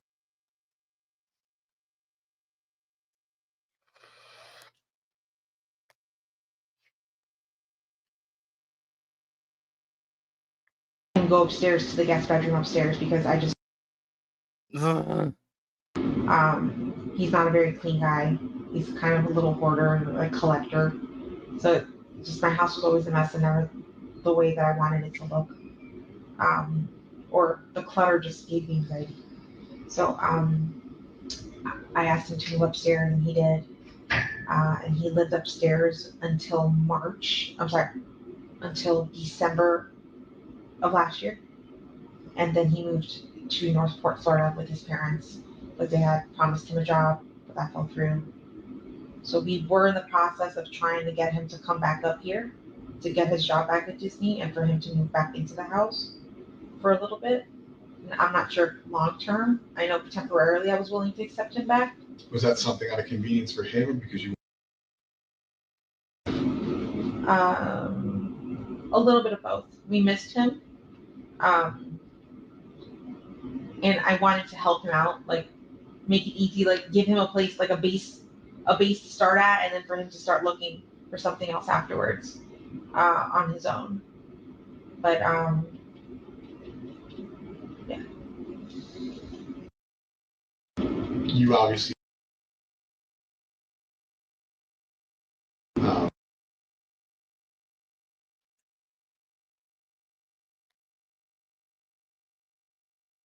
relationship. Oh, good grief. Talk a lot. Is she a secretive teenager? What is like your kind of day to day with her?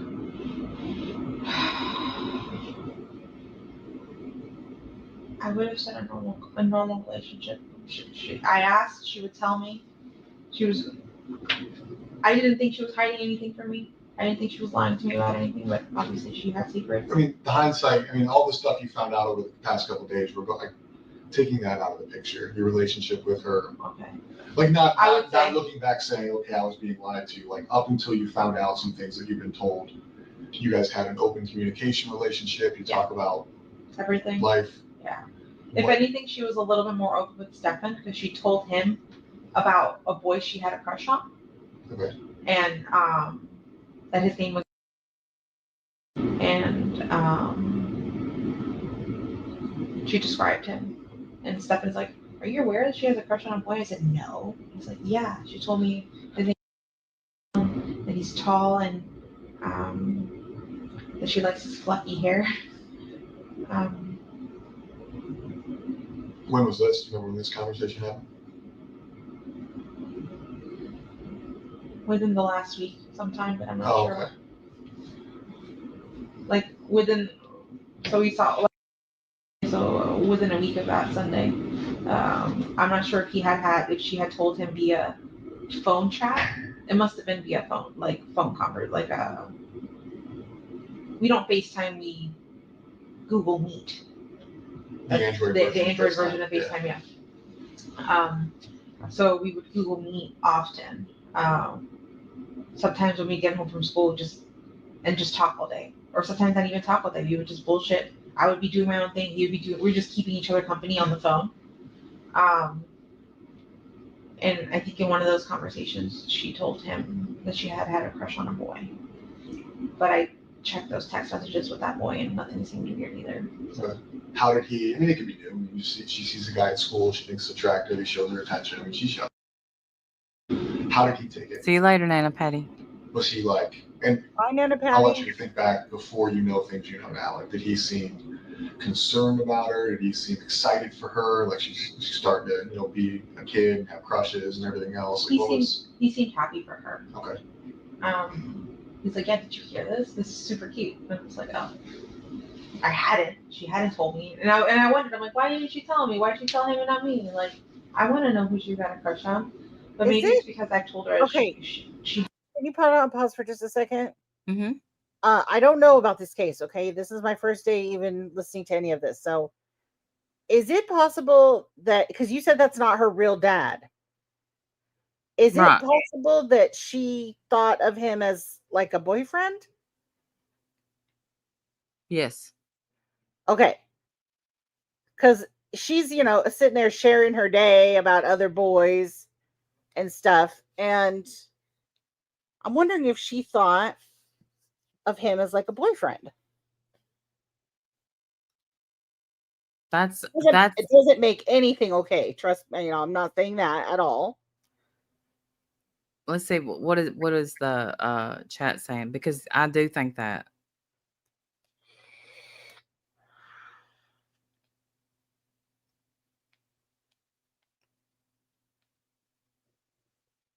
Jen said he was just Maddie.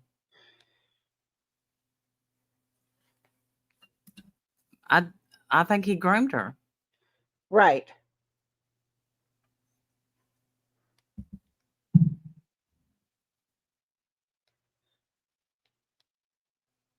And then I guess killed her because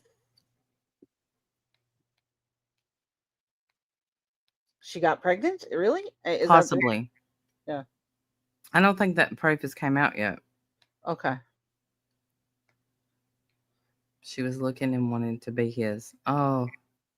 See, that's what I'm wondering.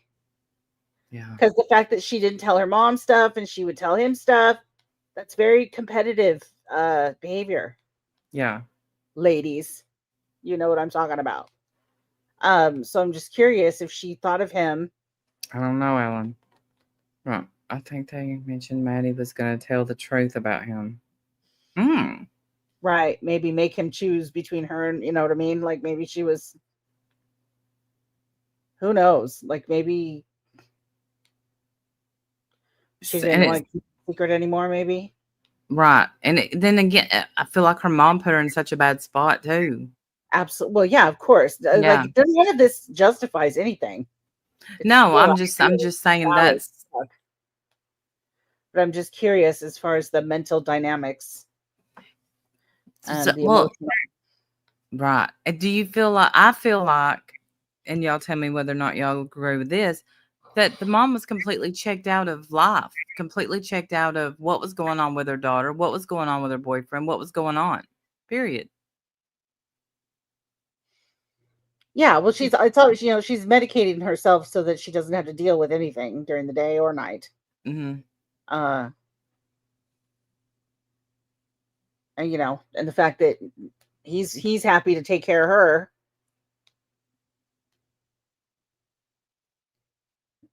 Maybe, feelings started to grow there somehow, or not feelings, because that's disgusting, but I don't know. I don't know what I'm saying. I don't know anything about this case. I'm just trying to understand their relationship, I guess. Well, I have to say that I've thought that a few times. Okay. Just, just from a little bit hearing something here and there. Yeah. Yeah. Had a rule she wasn't allowed to date for a few years. Okay. Until I think I had said 16 or something like that. See, I think I had set 16 or something like that. I don't understand that. Why don't you would know? Yes. Checked out. But I didn't want her dating. So then your relationship with her was open. Obviously, she's a child. She's not going to share everything. Yeah. With him, it seems like she has a very open relationship with him. They talk, they hang out. See, just like I said. Mm-hmm. Very competitive, too. She even said, why didn't she talk to me like that? So it'd be okay with you if they went out and did things together outside if you were at work or something?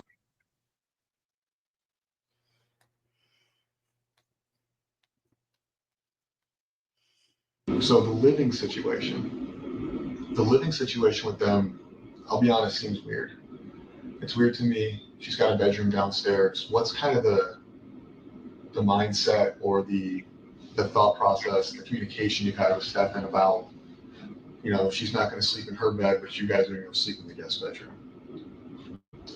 So yes, explain. Originally, the plan was that all three of us were going to sleep in my bed together. Why? Still weird. And I'm not just saying Sunday. I mean, like, why? Yeah. Why would you even do that? Okay. So wonder who came up with I that. had a rule. She wasn't allowed to sleep in his bedroom at all. Like, no sleepovers, no nothing. Wait a minute. God, you sound like a pleasant mom. I had a rule. You can't do anything. But the rule was you couldn't have sleepovers in his bedroom. Except for your stepdad. No, she's talking about him. So I had this rule. She wasn't allowed to sleep in his bedroom at all. In his bedroom at all. She wasn't allowed to sleep in his bedroom, but he's allowed to go sleep in the guest room with her. Right. Ma'am, that doesn't even have to be a rule. That should just be known. Right. That's just straight manners. Like, I don't even understand. I don't understand at all, this crazy woman. Wow. Like, no sleepovers, no nothing. No sleepovers, no nothing. Well, good rule to have, stupid. Good rule to have. I don't know. I don't Sure. know. Yeah, that's a great rule. You might also want to add the rule, no sleeping with the family members. Right. You may want to add the rule, protect your child at all costs. I don't know. Throw that in there. Yeah. Oh my goodness. For a very long time. For years. Oh, wait a minute. We didn't let it finish. For years. That makes it better. So she had that for a very long time. Okay. Then, not long enough. Since we're pausing, Yeah. what brought that on? Was that like a request of his, like, can we sleep in the same bed, request of hers, or you just saying? And me being super paranoid, not to trust anyone. For the longest life, even though he treated her well, I still looked at him on, like side-eyed, like making No, sure. you didn't. Like, is that normal? Is this okay? That looks normal. Okay. You're lying. I wanted to I don't make sure believe that nothing was happening and that I was missing something, but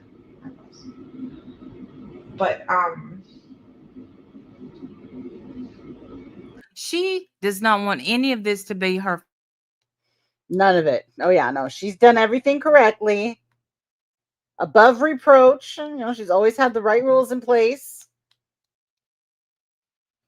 She's done nothing wrong yet at all. Don't even think about looking at her with this.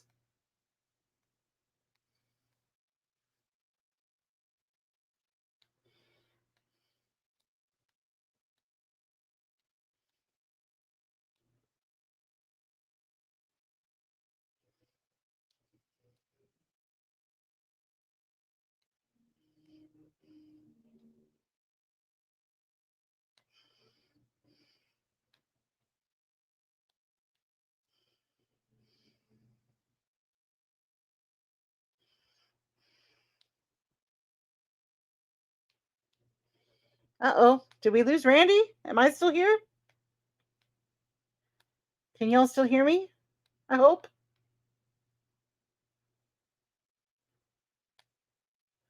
Let me know if you guys can hear me in the chat. I think we lost Randy for a second. Oh, that's weird. Hi. Uh-oh, she's calling me right now. Hey, what's going on?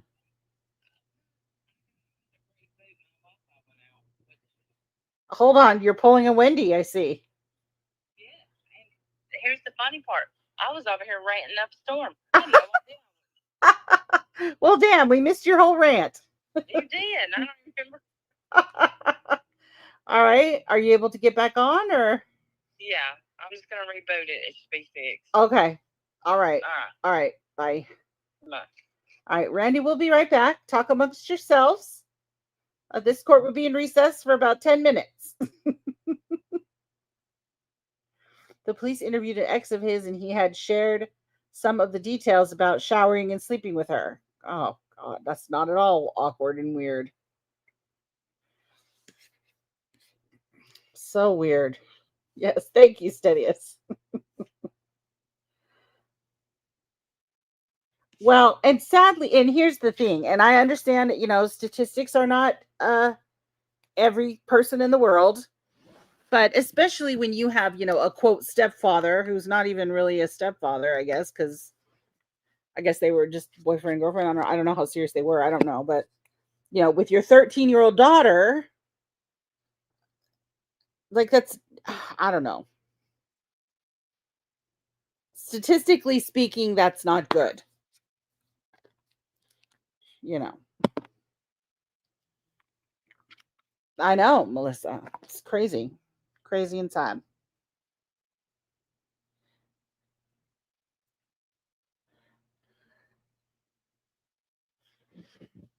Was CPS ever involved? I don't know.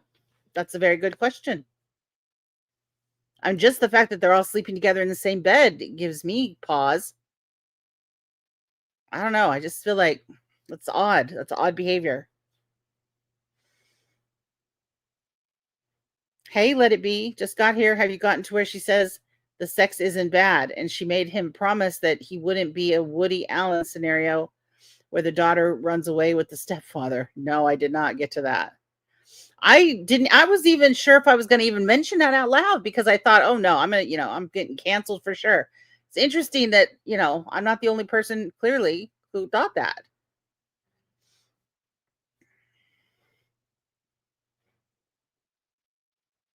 And I don't think we've gotten to that part yet that I remember. Oh, Cheyenne, she used Laura's system to check out the new boyfriend. Oh my God, that's terrible. Laura, bless her. Stefan didn't stick to kids. He was an equal opportunity offender. Covert pics of roommate in the shower under the door. Oh my God, what a gross. I mean, I don't even understand. The internet is a thing, sir. You don't need to be taking pictures of people under doors. Those pictures aren't going to be flattering anyway. Just get on the internet and get your popcorn the old-fashioned way, weirdo. So strange. That's a demented brain right there.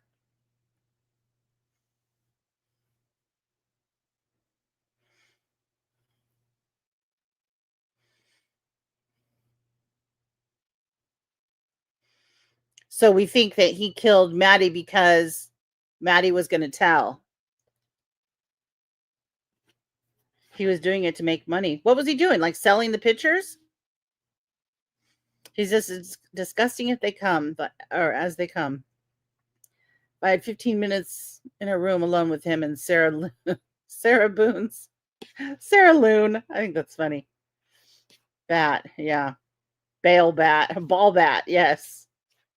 Can we borrow him in a suitcase just for a second?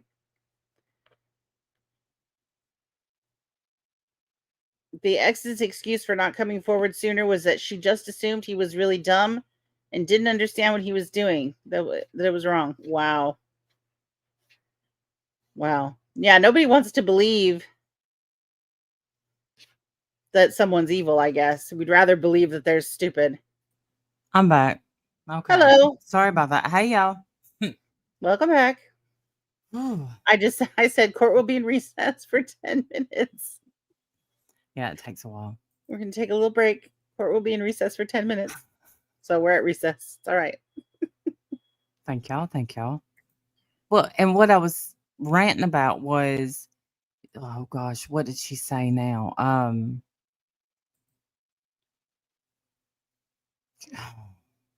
Well, basically, she don't want to. What I was saying, she wants to take zero responsibility for how this child was treated.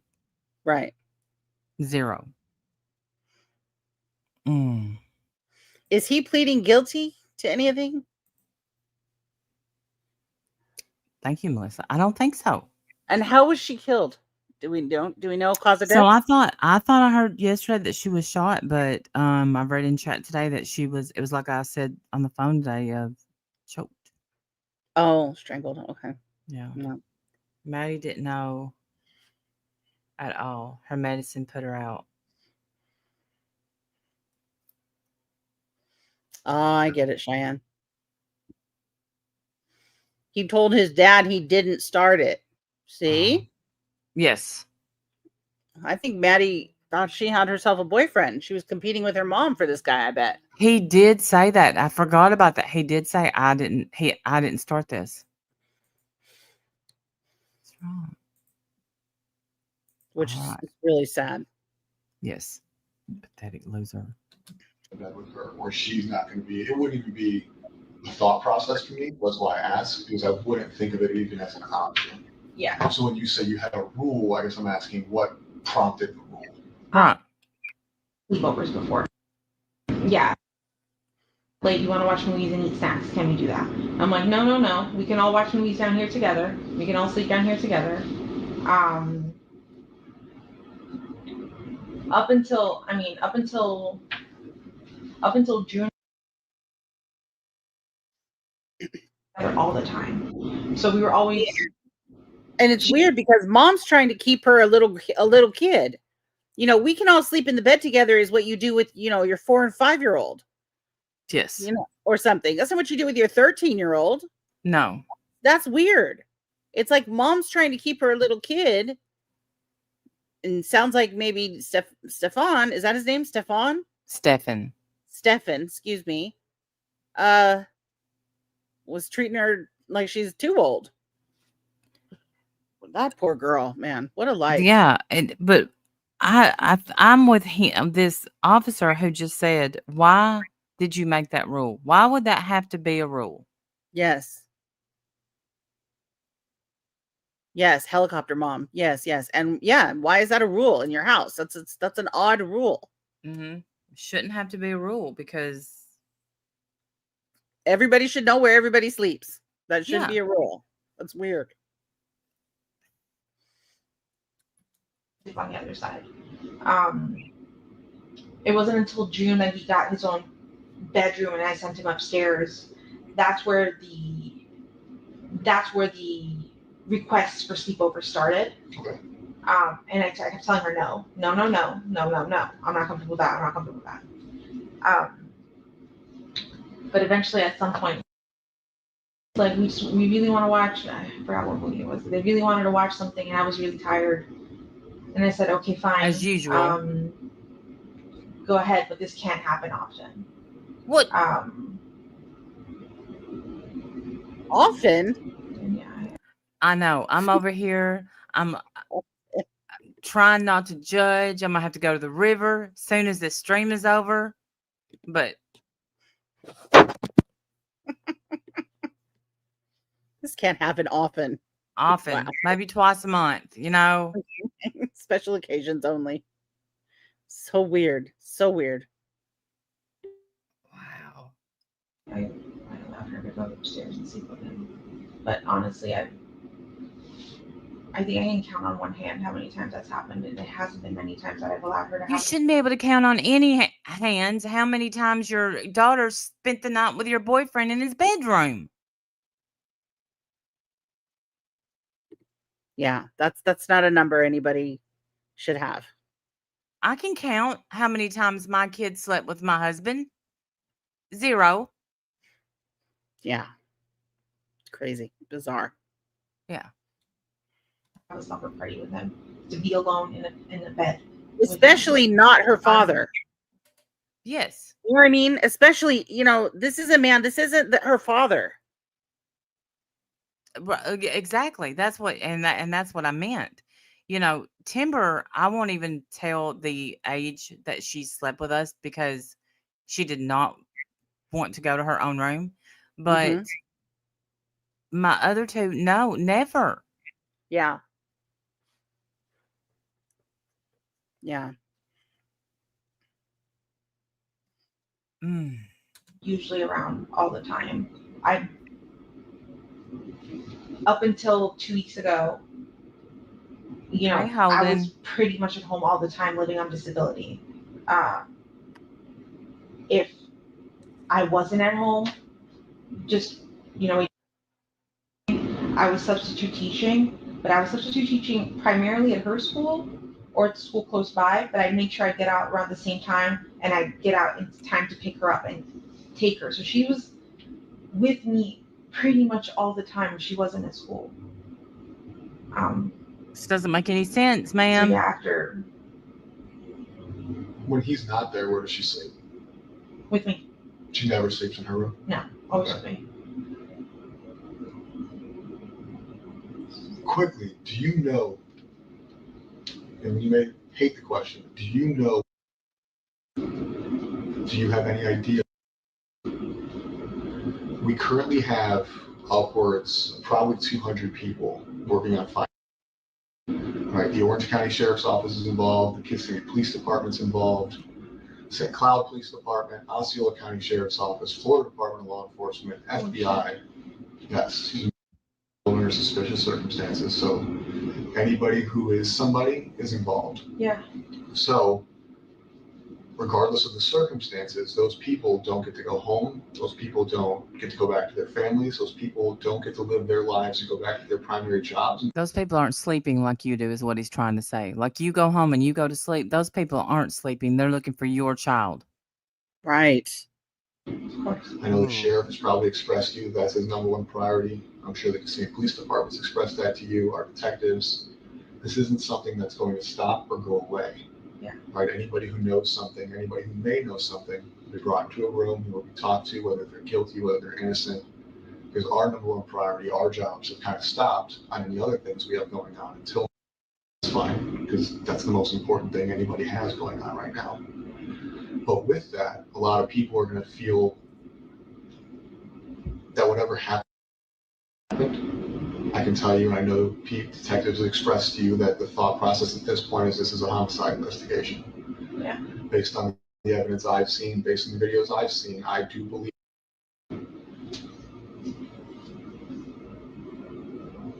With that being said, and the reason I tell you that, not to be an asshole, is because the thought process with us leads it in a different investigation, a different way. Meaning, whatever has already happened, right?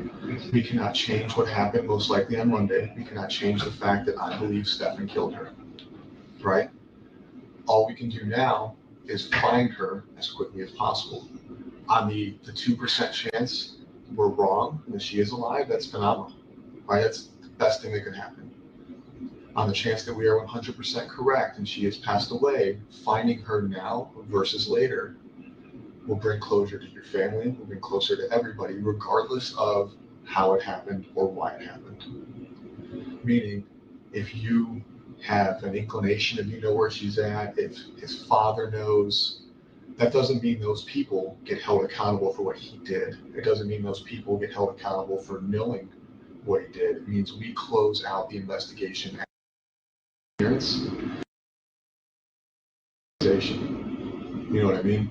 So a lot of times we go into rooms like this and we ask people questions. We say, hey, do you know what happened? Do you know what happened? And there's this fear of what happened already happened. I can't change that. So I'm not going to insert myself with knowledge because it's going to make me look bad. Regardless, at this point, I murdered her, right? He victimized her. He ruined her entire life from childhood until now. I think that there's probably some sense of guilt. And my fear is that sense of guilt is causing you to not want to assist in the location of her, not because you're a bad person, but because there's that sense of guilt that what was happening under your roof. And now, by her being found, brings that all to your plate, and it doesn't. Oh Thank you, no. Lacey. If I knew anything, I would so tell you. I want to even if she's dead because you guys tell me your suspicions, but I'm not going to believe it until I have her body. So there are things, and the reason I say these things, and again, I'm not trying to be an asshole, but the reason I say these things is there's been a lot of things you've said and a lot of things I've kind of researched between the Fox 35 story, between your initial statement to the police. A lot of things have changed. The initial statement to the police was you watched her get dressed, you watched her leave, you knew exactly what she was wearing. Oh, wow. Can I tell you Absolutely. my thought process on Yes, that, ma'am. or where I came from with that? I was handed this form, and I'm like, where do I start? What do I write? And somebody said, tell them what you saw. And so I started with I saw, and then I wrote out what I wrote out. Which was a lie. So, But it wasn't until later I was like, wait, I didn't. go ahead. That's not making it any better. This is a terrible reason. Right. And furthermore, they basically just told you since the minute you brought this man into your home around your child, he was messing with her. He ruined her life, and that was before he murdered her. But real quick, make an excuse why you lied the first time. Right. Still trying to save her own ass. Yes. See her. I assumed that I saw her. I assumed that I heard her, but I didn't. In reality, I didn't see her. I only saw him, and I heard something in the kitchen, but I don't know who that was. Which we talked about today. But I guess there's other concerns. Right? You were nervous. The police have showed you their hand. They said, Stefan, we want your phone. Stefan, we want to talk to you. We're going to lock down your residence. You can't go back inside. Me? I don't care if it's the love of my life sitting next to me. I don't care if it's maternal grandma. If the police come and take my mom's phone and my son's disappearance, I'm not going to offer my mom a lawyer. That's nuts to me. That to me shows you prioritizing Stefan. Because at that point, you became more worried about him being falsely accused than any. Does that make sense what I'm saying? Whether or not that's what you felt, does that make sense? People having lawyers is their constitutional right. That is a thing that everybody is afforded. But for somebody who's going through what you are going through, to offer him a lawyer leads me to believe that there may have been a conversation, there may have been knowledge, or there may have been some inclination that you had, whether it be his involvement, her location, or something to where in your mind there's guilt. I promise you. Because you offering him a lawyer is very weird. I know. That was still me under the assumption that I think at one point you guys interviewed me, and when you guys showed me the picture of her, I believed the sexual stuff, but I didn't want to believe that he had done anything evil to her. I'm like, no, what if he did this stuff fine, but what if she's still missing out there? What if somebody took her? I still wanted to believe I believed him. I believed his whole story. So I was just like, I kept repeating that part. I'm just like, what if she did get dropped off? What if she got abducted? What if she's missing?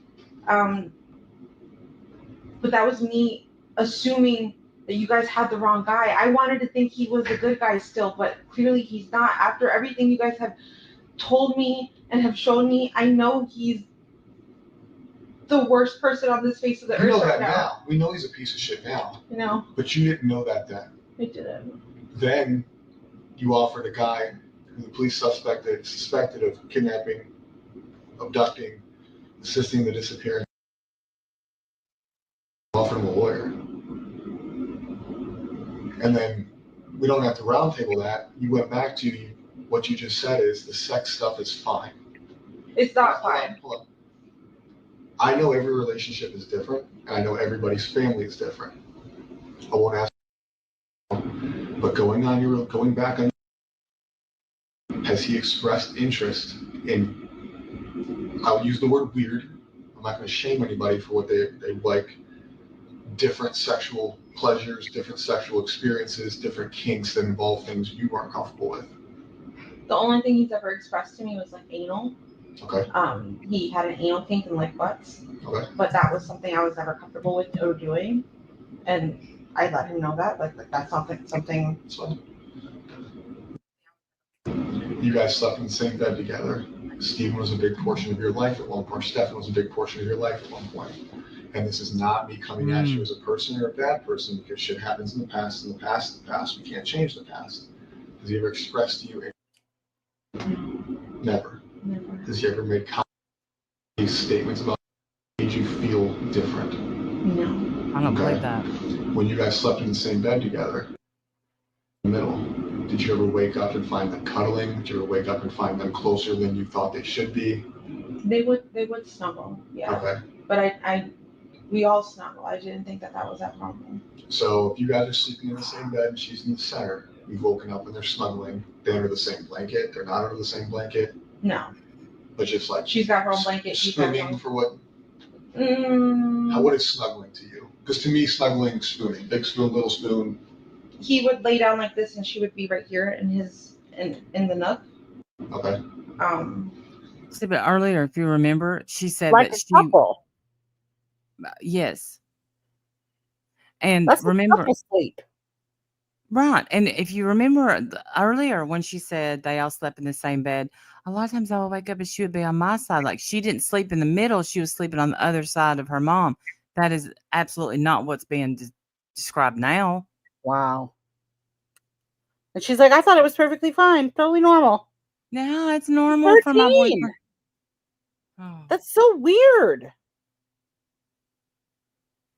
13. Oh my goodness. So weird. I don't know how in the world she thought that was okay and normal. Good question. Was Stefan in the middle or was Madeline in the middle? How do you guys sleep? You guys sleep clothed, unclothed? I sleep clothed. Yeah. Shirt, pants, pajama sets. Yes. Everybody? I sleep in like my everyday clothes. Okay. On pajamas or baggy t-shirts and shorts. Okay. And Stefan would sleep. What? With his t-shirt or boxers. Sometimes with his pants on. No. But he didn't have pajamas. Okay. So they would snuggle. Sometimes him being in his boxers. You would wake up and she'd be in the nook of his arm, or essentially in a cuddling position. And you never found that weird. No. Okay. Again, you and I may find things different. Wow. Why? And I don't want you to look back Yeah. on it. Now Why? You know. Tell me. How is that not weird? What made that normal? What happened to you? That's not her dad. That's not even her dad. Like, this is a stranger.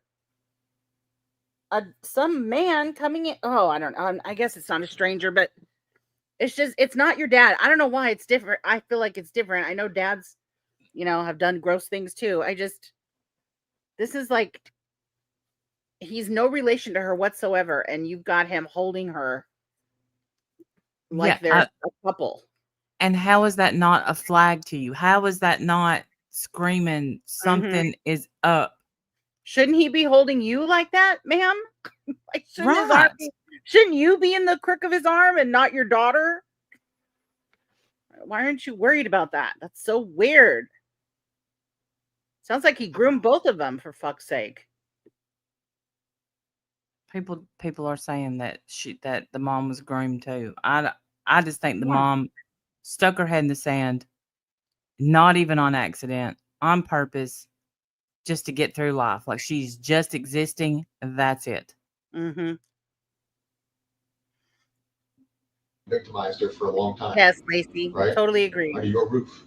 With you It's home, just, most likely. the difference. Sorry, I remember when I was a kid. I don't even remember how old I was. Way younger than 13. Probably like maybe 8 or 9. My mom came and sat me down and had a conversation with me like, listen, when you know that dad's in the shower, I need you not to come in my room because dad is uncomfortable if he walks out of the shower and you're sitting there. Like he didn't want to be nude in front of me. Understandable.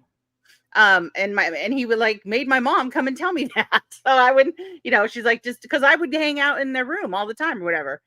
And he's like, because I was specifically at an age where I would remember that. So I was obviously old enough to remember. And he didn't want me, he was, for, I guess, modesty's sake, but my dad wasn't like a modest person. He felt it was inappropriate. It's inappropriate. You don't need to be seeing me naked. There's plenty of time to see me. Let me get some underwear on. Okay. Let me get some bottoms on and then we can chat. And of course you're right. I don't need to see that either. That's totally fine. But that's what your dad's supposed to do. Protect you. Yes. It's not normal. Don't do things that are not normal. Here's, I don't know, maybe everyone's idea of normal could be different, I suppose. But to me, that's what's normal. Like, You don't need to be seeing this. It's not appropriate. You don't need to see this. I like my privacy. Value privacy. I don't know. Just seems crazy to me. It wasn't some weird boyfriend who's spooning me all night long in my mom's bed.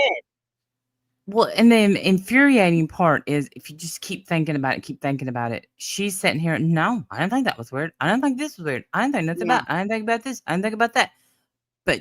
But yet, this is the man that ended up killing your child. Yeah, yeah. Because you chose to stick your head in the sand. Yeah. Like I said, I slept with my dad and mom until I was 13. I can't even imagine my dad ever. Makes me cringe just thinking about it. He didn't even cuss. Wonderful man. Oh, Lace. I'm glad he was a good man. Yes. There are naturalists that find what you're explaining to be not normal. I totally understand. And I'm not trying to, pounce on anybody's other normal. It's fine. I'm just, that was my life. That was my experience. It felt normal to me because that's how I was raised. Well, I mean, one time I opened the door.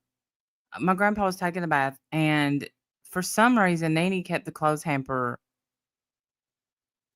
in the next bedroom, 2 bedrooms away from the. I don't know. It was weird, but Yeah. I don't remember how old I was because it's just like a flashback memory.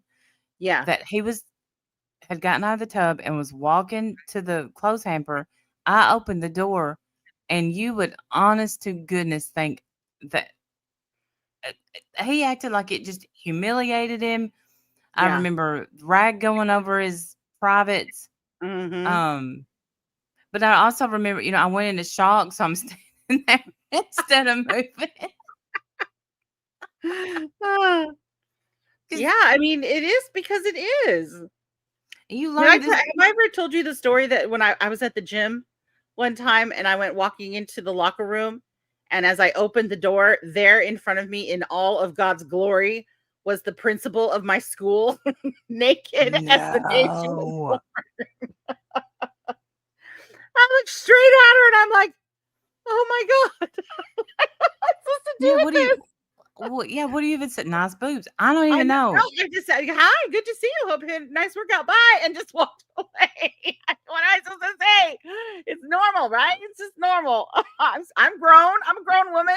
I'm supposed to be okay with this. It was my boss. It was my boss. And Monday morning, I'm going to have to see you at school and pretend that I don't have your whole naked body in my head now.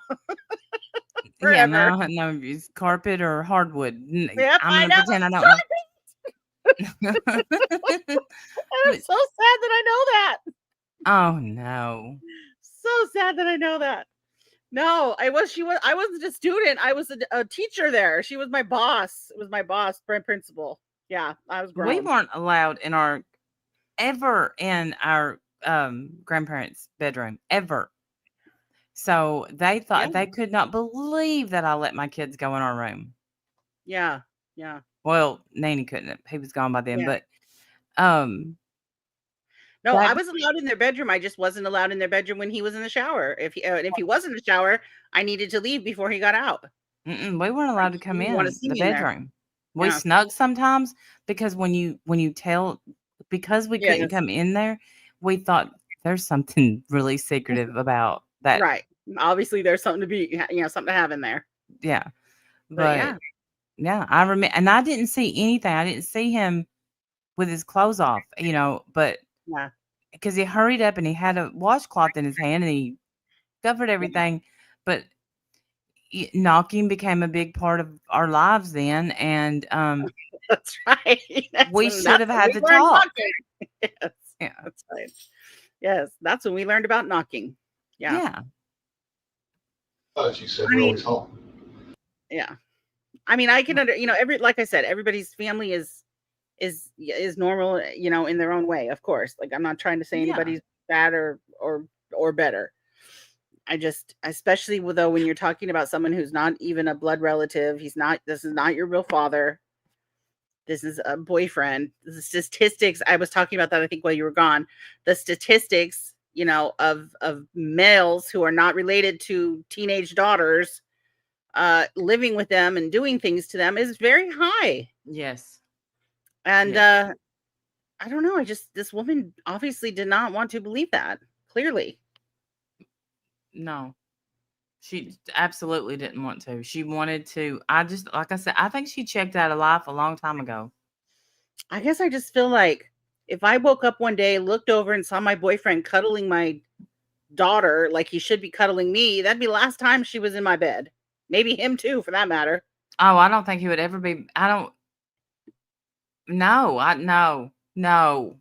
You don't get to cuddle any of my kids and live. No. There's no reason for you to be holding her like that. It's weird. Or having hold me like that. sleepovers in your bedroom. No. Yeah. No. Weird. Too weird. You just got this job. You've been living off disability. I know the Kissimmee Police Department has showed you pictures. I know they've verbally explained to you some pictures. I can tell you that today, we are still downloading his Google Drives. We are still going through his social medias, his cloud-based servers, and everything else.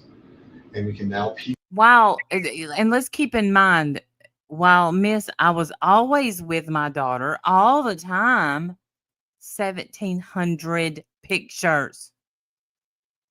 So they found on his device by the time they're talking to her right now? Right there? I don't know. Well, they said they're still downloading, but 1,700 pictures of her? yes. Wow. Jesus. Wow. Yeah. piece back her victimization in your house under your care to 2020. Jesus. I believe you've gone as far back as in when she You already know that. She needs to throw up right now. Like, why isn't Yeah. she vomiting? That's what I'd be doing. So I when don't need asked, tissues. Now I need a they've trash opened can. up cuddling. Did you find things suspicious? Did you have an open She doesn't have. talk to you? No, Has I he don't made know. inappropriate statements? It's almost like cheating, right? Like, have you ever been cheated on? Okay. Somebody can only cheat on somebody for so long until they fuck up, or until something comes out, or somebody says something, right? So if we go back to 2020, we're looking at a minimum of 3.5 years. 3.5 years where I'm sure you guys are sexually active. You guys, yes. So for 3.5 years under your care in your house, not only was he being sexually active with you, you had a sexual relationship. Wow.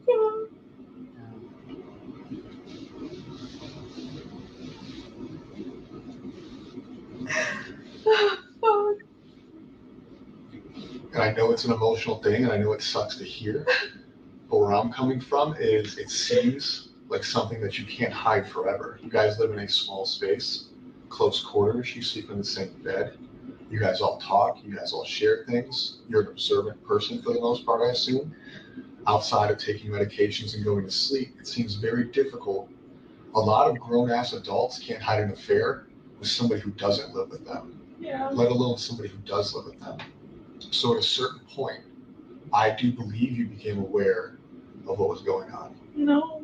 And when I say that, it doesn't mean you're in trouble. It doesn't change. I gotta step away. I hate I to know, miss this. But I Be do right back. believe that All right. a reasonable person, and I consider you a reasonable person, right? Do you think you're a reasonable person? Yes. Would be aware that under her roof, sexual relation.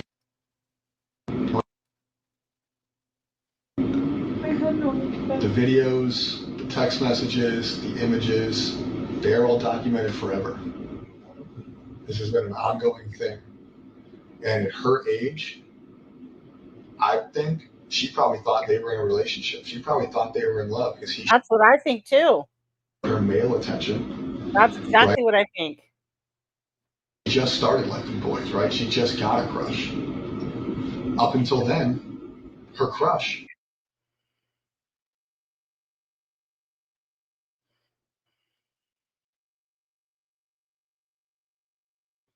That's what I think too. I think he's probably At in the a same relationship. time, you guys are sleeping in the same bed together. You guys are all cohabitating. She's not sleeping in her room. But you felt the need to establish a rule that they couldn't sleep in the same room. But when you established that rule, For 3 years, she's already been dating him, essentially. I had Whether no that's idea. legal or not. I had no idea. So I truthfully believe, and this is my belief, I'm not speaking for other detectives, I'm not speaking for the sheriff's office, the state police department, or any other agency I've said. This is Kevin's belief. I believe that you became aware of their sexual relationship. I think at a certain point throughout this relationship, you became aware of it. And for whatever reason, your reasons are your reasons, whether it was discussed that it would stop, whether it was discussed how it would go, that you feel some sense of guilt. A lot of the news statements you've given kind of, again, my opinion only, I don't speak for anybody else, whether it's in this room or out of this room, bother me. It seems like some of your emotion, up until this room, I think some of the emotion in this room is sincere. I think a lot of it's because I'm being an asshole. I'm telling you things you don't want to hear that shouldn't be said out loud. But when you talk to the news, when you talk to deputies, it feels, based on my experience in this job, that it's not sincere. I feel like some of your sadness is not real sadness. I feel like when you gave the interview with Fox 35, it was not sincere. Looking at that video one time, I didn't feel like your cries were sincere. And I'm not saying that because you're a bad person. I feel like sometimes people struggle to show real emotion when they're aware of what the truth is. So it has to be fake. This is optimized for the past, let's say, 5 years, right? But her going missing, her disappearance, if you have knowledge of how it happened, where it happened, an inclination, that emotion's not going to feel sincere because you're already aware of what happened. I would.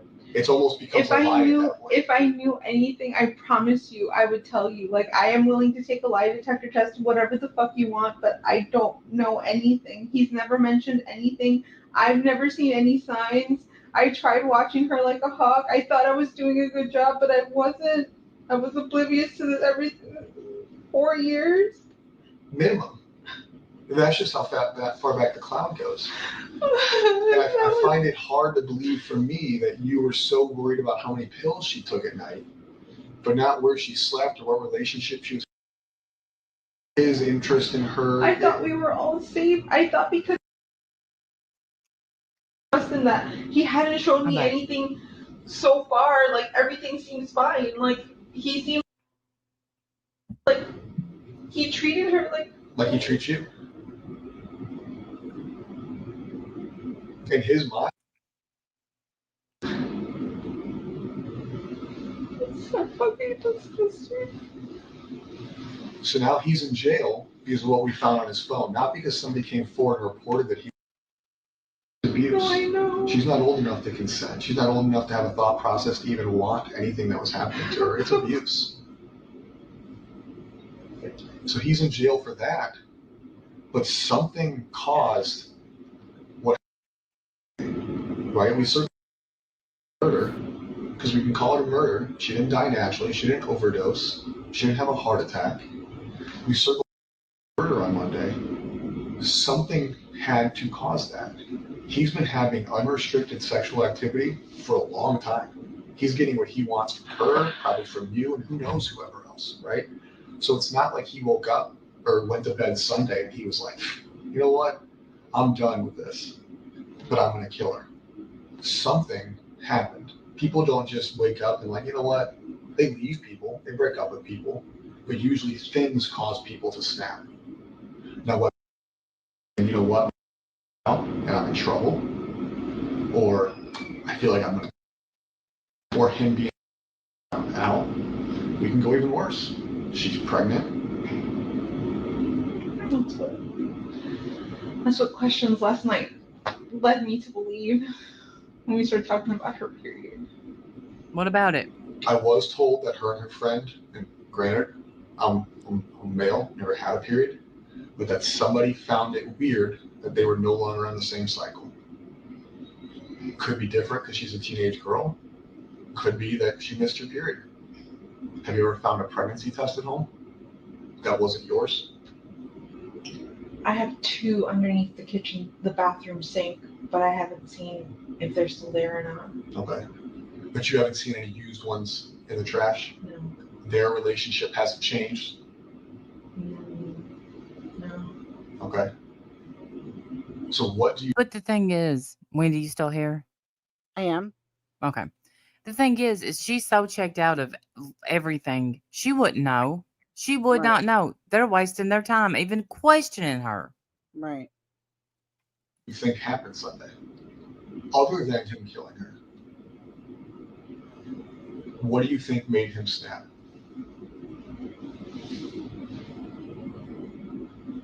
I don't know. Theories. I keep hearing Tell me your theories, theories. because here's the deal: we don't go home until she's found. No, I know. I know. So what are your theories? What I've heard is, what if she upset him and threatened to tell me and say that she was going to tell me, and he needed to shut that down. That's the only thing. What do you think?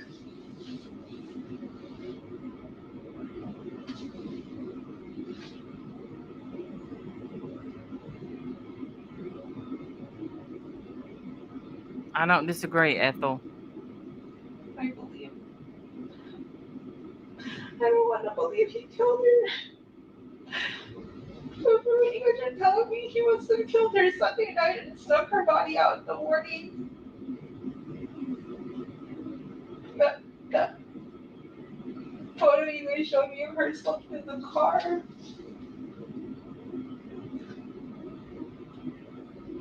And she wasn't asleep in the car. I don't know if you read the chat a while ago. He rode around with her in the front seat of the car, passed away. Why? I don't know.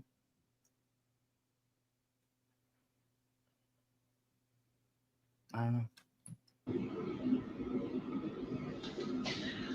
You don't want to believe he killed her. I want to believe she's still alive and that she got kidnapped, but that doesn't seem like that's the Well, that's case not at what all. yeah. I know. My brain just wants to believe something else.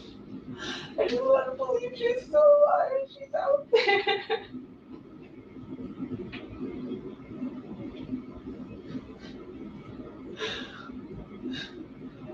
Did he tell you he fucked up? No. He acted so normal that day. He was like, I'm so impressed. We got out of the house so early. Like she made great time. We had so much time to go to McDonald's, but she didn't want to. His story was so fun. Like, every detail was so believable. He's just been lying this whole time. Like, he's. What about that day in the car when you offered him a lawyer? Did he disclose anything to you there that made you feel like, oh fuck, he needs a lawyer? No. He acted. He kept acting like he didn't know what was happening, and I'm like, don't you see forensics? Don't you see they took your phone? Like, something's happening. Like, I think they're gonna pin this on you. And I'm like, in my head, I'm going, they have the wrong guy. Like, they're just honing in on the last person who saw her. But no, you guys knew more. You never said, what did you do? I've never asked him any of that. I still, even up until when we got here to the police station, I was convinced that he hadn't done anything to her at all. Because of him or because of not wanting to believe she's deceased? Because of him. Because I thought he was a good guy. So up until this morning, you still think that it's not? No. You're talking about the other day. Up until When we took him. yes. Okay. I forgot what day of the week that was. So we're still going through his phone, his drive, like I told you, all his socials. We can date back to 2020. Based on the videos, it appears that was the start of the victimization. Okay, are we going to find anything in his phone with you? No. He never done anything. He never done anything. Has there ever been a request for the two of you to participate in sexual activity with him? No. Regardless of you saying no or yes? No, he's never asked that. Okay. If we find pictures like that, is that going to surprise you? So if I'm in his Google Drive, if I have a sex crimes detective, a computer person look at his phone, and they tell me, hey Kevin, I found a picture engaged in sexual activity or borderline sexual activity, Wow, is that going to surprise you? Yes, because that doesn't exist. Okay. At any time during the course of your relationship, has he expressed that he has ever had sex with a child? No. Not a child, but when he told me when he was in high school, he graduated high school like later, like older than 18. Okay. He dated somebody younger than 18. I think she was 15. But I don't know how old he was, 19, 20. But he was an older kid in high school. He graduated late.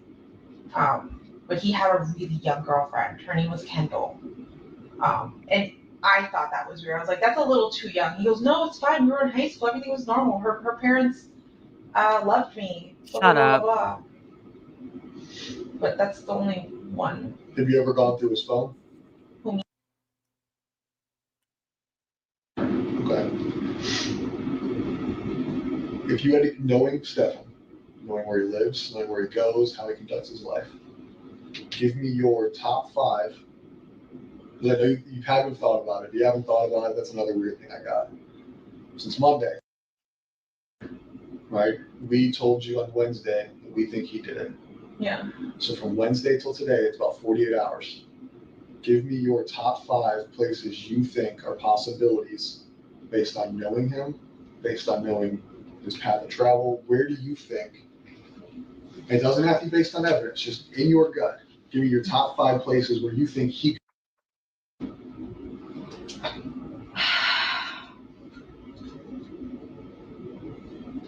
In this area, Doesn't have to be this area. No, I know. Anywhere you want. I'm saying in this area, I have no idea. Orlando, Kissimmee, no idea where he could have taken her.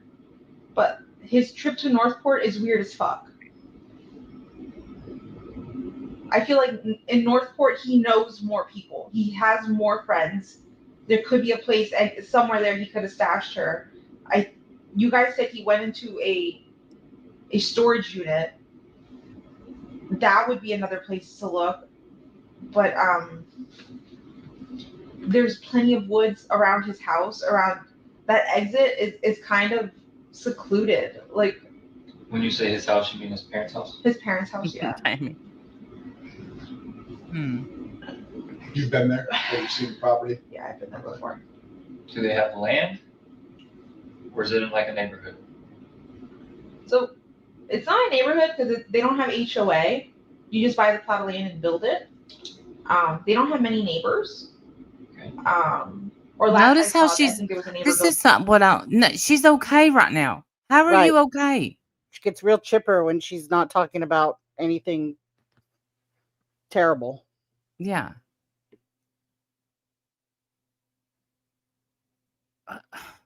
And she hasn't torn off any more of her paper. No. building right next door, but I don't know if they're done yet. I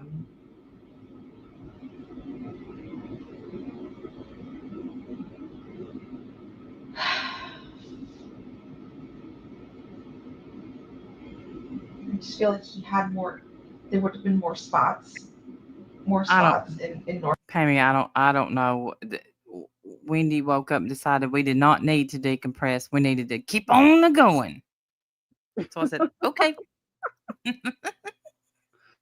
I did not. I asked if maybe we should go over it because, myself included, didn't know anything about this case. And I was like, okay. Yeah. But Northport for her to be dumped. Because from what you guys have told me, he went to St. Cloud, he went to 192. Could you guys tell where he turned on on any of these roads? It's just that he was on the main road.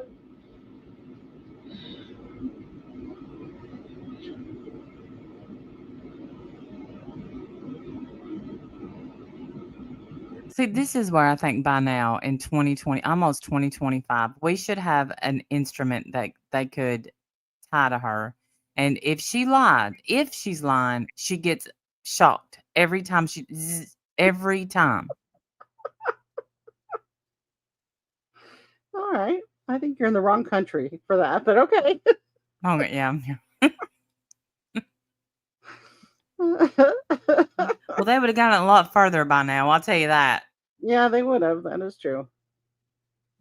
And that's why Randy's never running for I office. didn't think Yes, that's why It's not. I'm not president. He ever That's fine, like Daddy. even Never be knew president. Yes. where St. Cloud was because we've never driven down that way ever.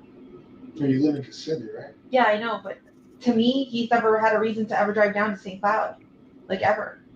There's no store or anything he goes to down there. Everything is in Kissimmee. Well, or apparently you don't know Orlando by the shit mall. about him, ma'am. I know, right? Florida Mall? You trying to be Yeah. an expert on this guy. Yeah. You don't know jack about him. I sent the last detective like 3 spots. I could have recalled him telling me he wanted to visit. Monday, when he left the house in the afternoon and got the flat tire, he had mentioned a few of those shops, so I sent them over to you guys.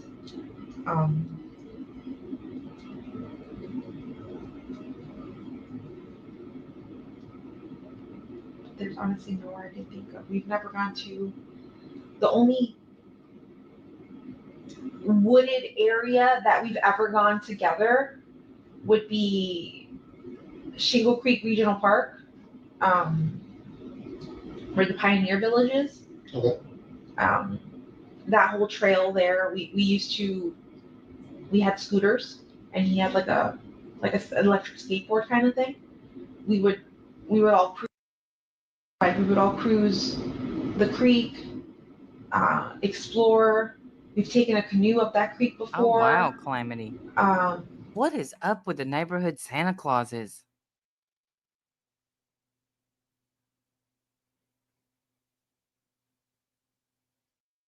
I know one. I want to say I'm not going to, but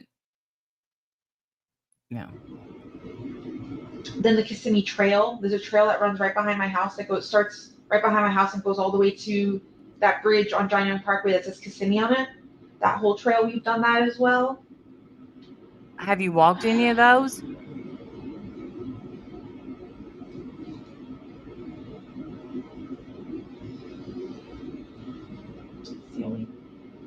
That's the only places I could think that like he may have gone, because that's where I know I've gone with him before. But anywhere else, I have no idea.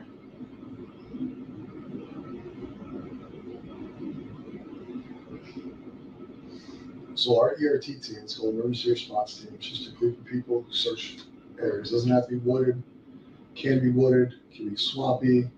They've been out for 3 days. They're gonna be out all weekend. They will eventually, whether it's today, whether it's tomorrow, whether it's in 2026. Okay. Agree, Ethel. I don't think you want that to take too long. Right? I'm sure you'd like to have a funeral. I'm sure you'd like to have some kind of memorial service. The last thing you want is for us to call you in a year and say, hey, we found remains. We don't know. Okay. That may not be something you thought about till just now, but I can tell you, being someone who investigates homicide, that is something that everybody has to come think about eventually.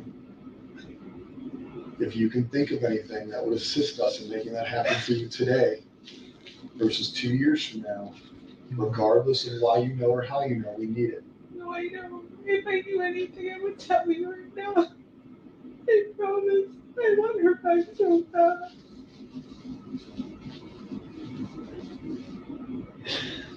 I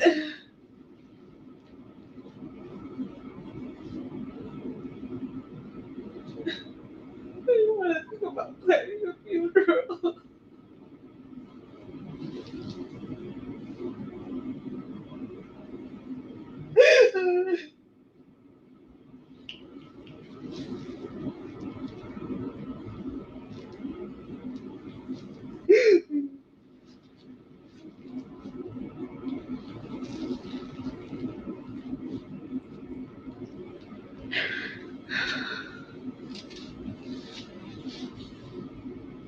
What has your communication been like with his father since this?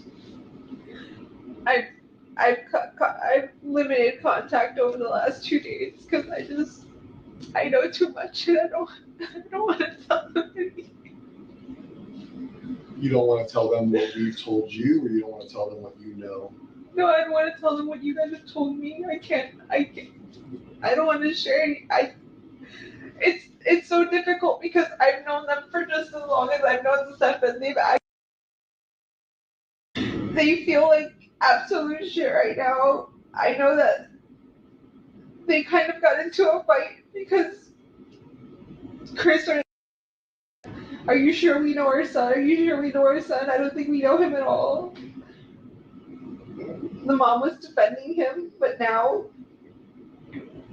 with everything, with the evidence on the phone coming out, they know. Well, okay, and the question was do you have contact with them? Yes or no? Right.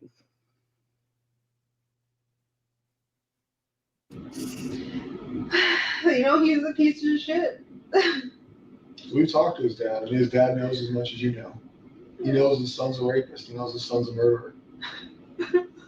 He's talked to us. He's been very open with wanting to help in any way he can, whether that's technological, whether that's verbal. Yeah, he even had. I was with him when he turned in his knife to you guys. He remembered he had a knife on him and gave it to you guys. I thought that was. Have you talked to Chris about Stefan needing a lawyer? Yeah. When?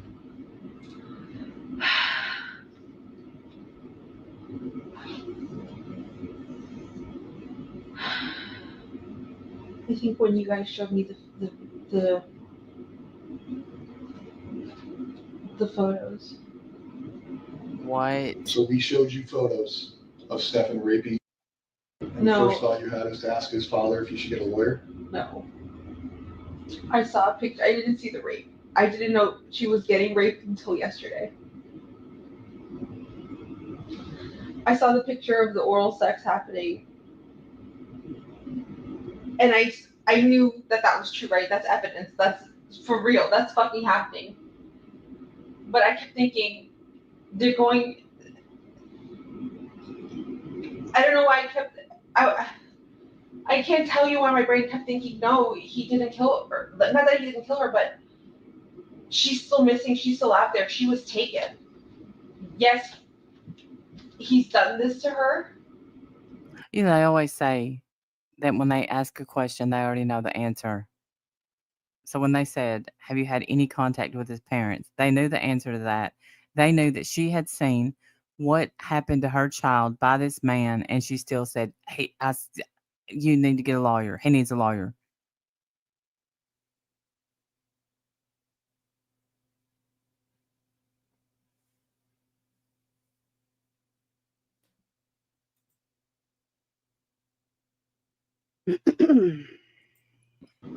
And that's not okay. But I swore I felt in my body she was still alive. She was still out there. I told Chris to get him a lawyer because I felt like you guys were chasing the wrong person. But you weren't. You're not. We showed you a picture. Hey, Aaron. The picture you saw, she was giving a blowjob to a grown-ass man who's. Oh my And God. you told his dad to get him a lawyer. Yeah, I don't. Missing, right? Now you. That's one of the But pictures? then you just thought I guess so. I didn't know. she was Oh missing. God. And we were showing you our investigative lead being raped. A blowjob is rape. Not consensual. Whether she wants to do it or not, that is not consensual. Right. And you prioritized him again. Yes. You prioritized him by offering him or telling his dad to get him a lawyer. Yes. Not what the fuck did he do? Not, hey, we need to figure out what happened. No, let's protect Stefan. I was in shock. No, that's not shock. That is your natural instinct to protect Stefan. Okay? And if that's naturally how you react, that's fine. But that goes into what I've been telling you this whole conversation is I don't believe a lot of the things you're saying, and I don't believe a lot of the things you say you weren't aware of. And that is because you've now shown me twice that your first reaction, no matter what you were told or shown, missing and we're seizing the cell phone, or we're showing you pictures of her giving him a blowjob, your first reaction is to protect Stefan. So now, murdered by Stefan, you're aware of this. You were shown pictures of this. You were shown pictures of her body in his car with a seatbelt on, right? We have played it out for you. Now you're in a stage where he's in jail. You know she's passed away, and now you can feel emotion, right? Until that point, when you were shown that she was deceased, your continued first reaction is to protect this guy. You just said, I only saw a picture of him, whatever your verbiage was, I say blowjob, of his penis in her mouth, and your first reaction was, fuck. Oh my, victimized? No. She's being abused? No. It's Stefan needs a lawyer. Who the fuck cares if we think he killed her? I don't know why I said that. But that's the problem. You don't know why. So the reaction in your mind is you are continuously protecting this guy. So why do I sit here and believe that you don't? Because right now, you know Stefan killed her. You know Stefan's been raping her. You know without her body, can he be charged with murder? I don't know. Exactly. So you don't know what we can do. Do I think we can charge him with murder? It's not up to me. Should he be charged with murder? Yes. Please. Does your role in her life lead this to happen? I'll be honest. Yes. I know. Since she was a child, since her victimization started, it occurred under your roof, and you acted like it didn't exist. And knowing the victimization, knowing how ongoing it is, knowing that you saw a picture of it, not just us telling you, not me and him saying, hey, listen, he's being, I think they had a bad relationship. They showed you a fucking picture of it, and you still protected him. So how am I supposed to not think that the thought process in your mind is until she's found, Stefan can't be charged with murder? Because we both now know that you don't want him to be charged with murder because you want him to have a lawyer. No, I don't. That was was the blowjob. That was then. He can't be charged with murder. That was then. Everything that you guys have shown me since then and have showed me that he's so we had to show you a picture time. of her dead in the car for you to finally not take his side? Enough? Good point. Do you not see where I'm coming from? Like, I'm not trying to be a dick here, but it makes absolutely no sense that your name is Stefan. I don't know. Where does your mind go? Stefan. There should have been no doubt in your mind when they showed you that picture of what he was doing to you, that you had any care in the world other than I want that motherfucker to die. Whether you believe in the death penalty or not, he protected him. So now we're talking about her disappearance and where her body is. Why do I believe that you're still not protecting him? Because you say so? Because you can't explain why you protect him. You can't explain what is inside of you that makes you protect Stefan. And you may never be able to explain it. But eventually we're going to have to figure it out because you haven't convinced me that you're still not protecting Stefan. I got all these people out here searching. I haven't seen my own kid in days because I'm looking. I truthfully believe that I can't go home and see my kid is because you're protecting.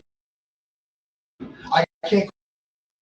You're people sitting in the woods just waiting for me to tell them where to go, but I can't because I think you're in trouble. I don't care about him. I want him to go to jail. I want the worst thing possible to happen to him in jail. I know what happens to predators in jail. Like, I'm ready for that. Like, please. I don't give a fuck about him. I'm not protecting him. But you did yesterday. Yesterday you did protect him. Yesterday you did. You tried to get him an attorney. You went to his parents. Yes, yeah. But today you don't care. Why? Why? He was a predator when you got shown the picture. And then you text his dad that he needs a lawyer. And you hope that he invoked, was the words I was told. What? You hope that he didn't talk to us. He needs a lawyer. No. All over a picture. You didn't care. You didn't care then. Oh, whether sex isn't important to you, that wasn't anything close. I knew what I saw was He was terrible. a predator right then and there. That's the day you found out he was a predator. Yeah. Yes. And after you found out he was a predator, did you not say he needed a lawyer? I did. So why today, Friday at almost 3 o'clock, 5 days into the disappearance, 2 days since you probably found out, and 1 day since you found out she was murdered, do I believe you that you're not telling me where he went, or that he didn't disclose to you where she was, or what caused this to happen is, listen, I know I've been doing whatever, or listen, this fucking happened. How do I believe that didn't happen when everything you've shown me is protect Stefan? Now, once if you show priority in this conversation, in this investigation, Truth. you're coming here looking for her, you reported her missing, trouble for not doing that. But outside of you reporting her missing, and I may be wrong, I haven't been involved in all aspects of it, but you have not shown me one bit that you prioritize her over him. Right. And that sucks. Not because we're working our asses off all right, for Mickey. your family, not because we have people out there sweating their asses off for your family, but because I feel like all I care about is your care is to make sure Stefan doesn't get held fucking accountable. Well, I don't care anymore. Anymore. Because we're being assholes, because I'm not being nice. No. But up until Thursday, it was okay that she gave him a blowjob. No big deal. Get a lawyer. No, it wasn't. It wasn't okay. I saw that and I was in shock. And I don't know why my first reaction was to tell him to get a lawyer, but I saw that and I was in shock and I was just like, I don't know what to believe. I don't know what to believe.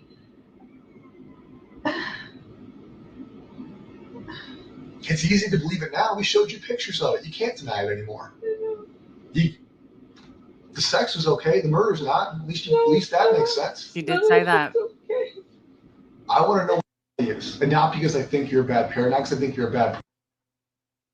Dead or alive, she's missing. Her body is out there. Her body needs to be recovered so she can have a proper burial, a proper funeral. She needs to be laid to rest. Your family needs to be able to mourn her. And we need that information. That is life. That is not life of the law. That's not life of the sheriff's office. That is common decency. That is what she deserves. That is what you deserve. That is what your family deserves. But the longer that happens, the longer it takes us to find her, the less likely that's going to be for you guys. And I'm sorry if I'm wrong. I truly am. But deep down, you haven't showed me that I am. I don't know what I need to show you. Prioritize her over Stephen. Do what? I said she's practically in the fetal position, man. She's getting smaller and smaller on that couch. And I can't tell if she's doing that to make herself smaller because people It's do like that. she just wants to get away from it. She's trying to, like, you know what I mean? It's like she's trying to protect herself. She's trying to get away from that. I think I'm enraged that she tried to protect him.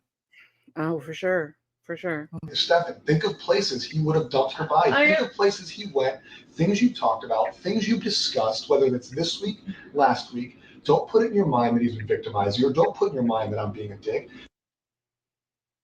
What can I think about to find out where Stefan put her?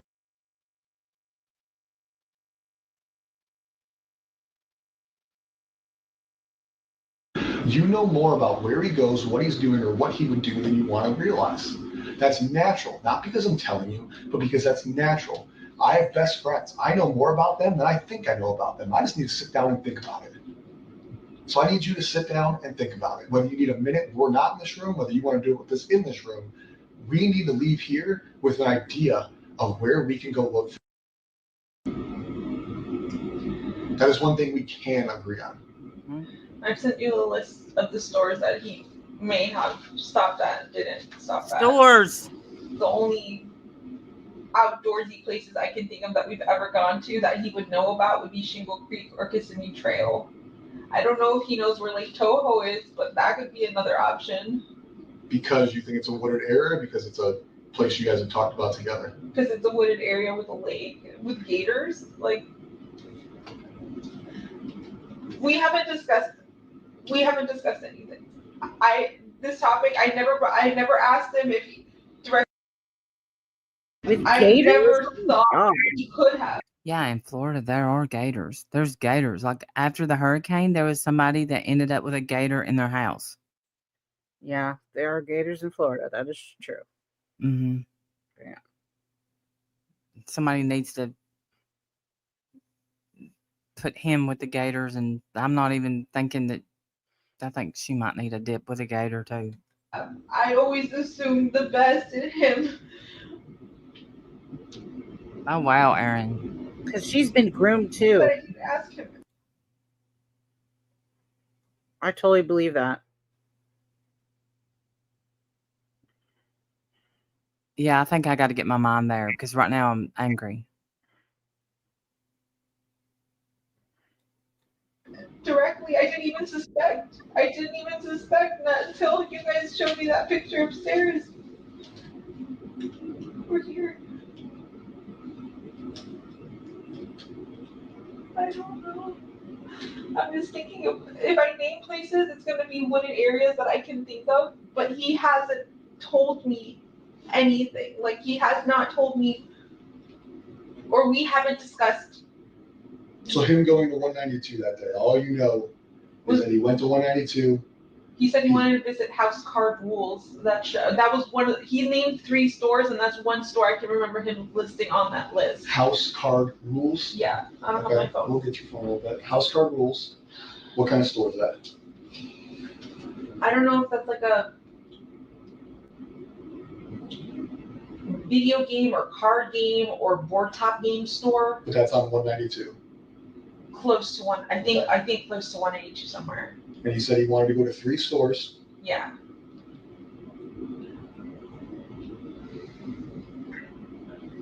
But he did tell me that I just don't remember which one.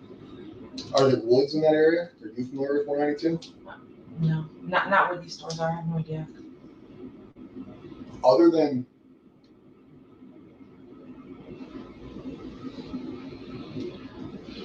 you came up with wooded areas that you know of. Yeah. You came up with wooded areas that you think he could double body in. Because I've been there with him, yeah. I need to know wooded areas where he travels. Right? You're saying we've been there, so she could be there. So that tells me she's not there. It tells me it's a waste of a search. Okay. Because when I put 90 plus people there, that's all day. Right? We got to coordinate that. We got to put them there. So we need fruitful searches. Yeah. So I need likely places that you think, and I need places you think based on my conversations with him, not because you can picture in your mind that there's trees there. Okay.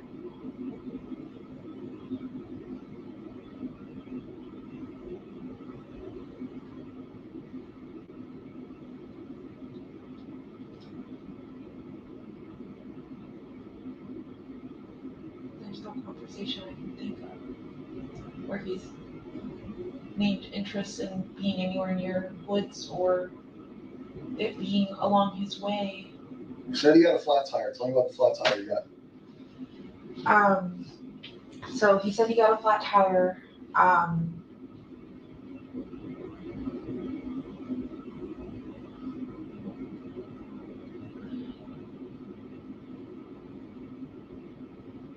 not sure when he got a flat tire, but he said he got a flat tire and then came directly home, and he got home around 2:40.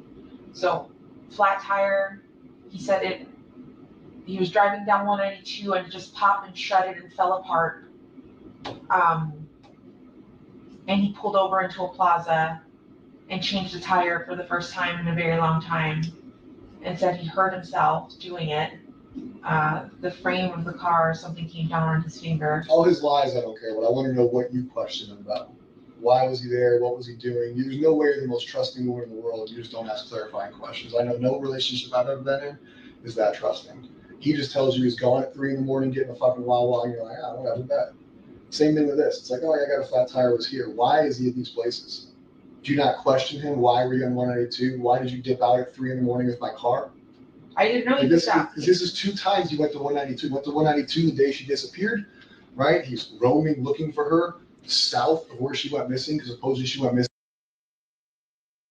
And 192 is south of where that is. And I not very likely that that's the route she went on foot or abducted, and that him driving around is somehow going to locate her. And he did tell. I did question that. I was like, when I asked him where he's searching, he said 182. I said, why? That's nowhere where she would be.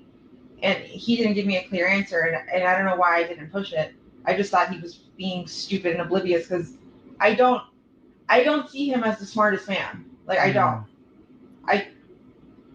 I let him do what he does. But I don't trust a lot of his. Is the word judgment? I'm not sure, but I just don't trust that he makes the smartest decisions sometimes. Like, he likes to act like the smartest man in the room, but I don't think he is. Do what he does. Meaning? I'm sorry? You said, I let him do what he does. Yeah. What's that mean? If he wants to just get up and go to the store, I'll ask where you're going, but I won't stop him. Just let him go on his way. I'll let him do what he wants to do. What do you think happened?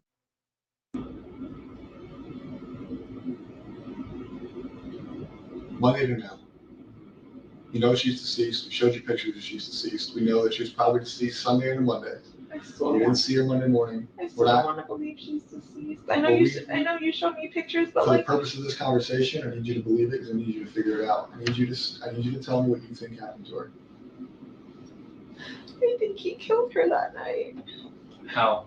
I don't know. Could it be possible that he drugged her? Could he have choked her? I just don't know how you kill someone and don't leave a mess or don't leave evidence or. Wasn't she drugged and choked? I don't know.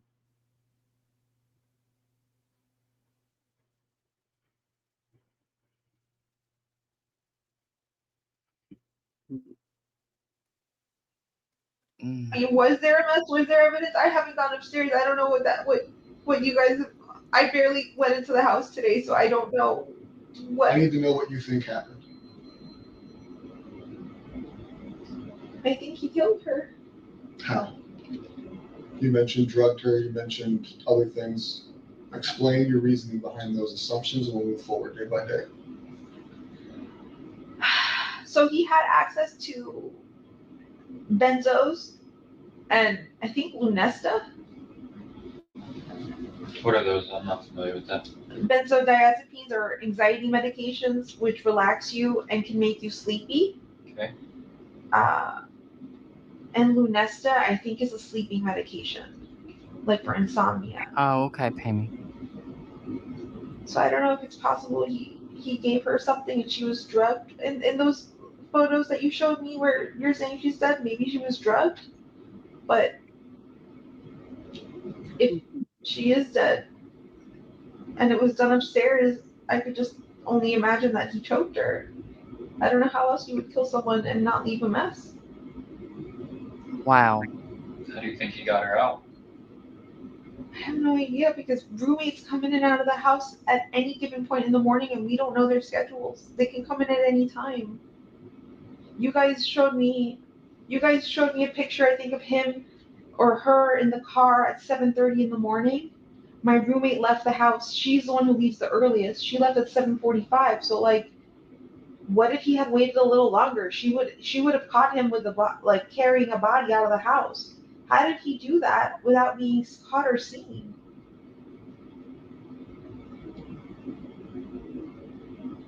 Why are you asking? That's what I don't understand. I was going to say, you should be answering that question, not asking it. Right. Wait, that shouldn't even. He did. That's all. That's all you need to know. You saw a picture of him in the car with her, so you know he did. Did you guys check and see if any of my neighbors have Ring cameras? Any? Nothing? I don't know what data we've gotten from them, but at this point, I need to know what you think happened to her. I don't need you to ask us what we found. Okay. What we found has happened. I need you to come up in your words, in your mind, what do you think happened that night into Monday, because we do not know. I don't know if her murder occurred Sunday or Monday. All we know is that when you went to bed, they went to bed together, and she's no longer here. So I need to know what you think happened to her, how he got her out of the house, where he went, how he got her into the car, what is your thought on what happened. I think she was killed Sunday night into Monday morning. Why? I'm thinking he carried her out of the house. I don't know how he didn't get caught by any of my roommates or no one heard.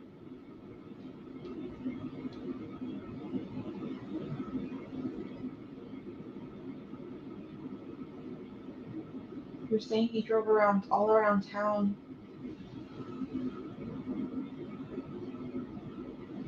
I'm not sure where he could have gone.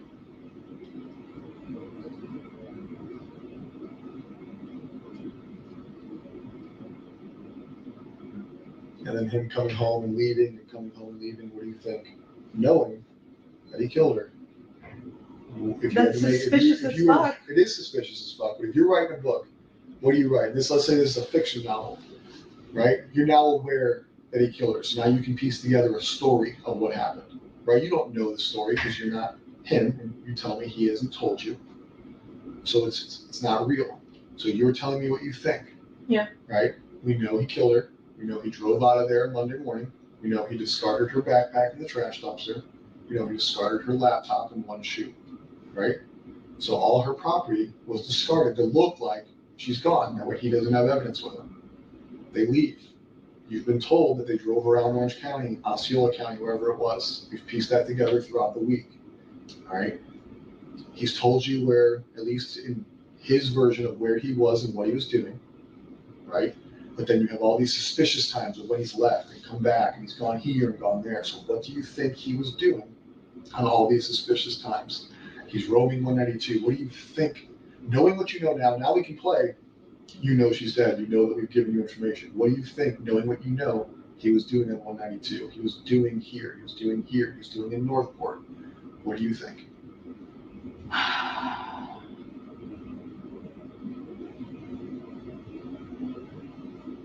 So him leaving early in the morning and driving around aimlessly somewhere. I feel like he stashed the body at that time. When he came back and then left again. But see, it's daytime. Like, how could you leave a Stashed the body. Could you? Uh, body Yeah. remove something in daytime and not be seen? But like, I feel like he went back to check to make sure he did a good job, or to move the body again. I don't know.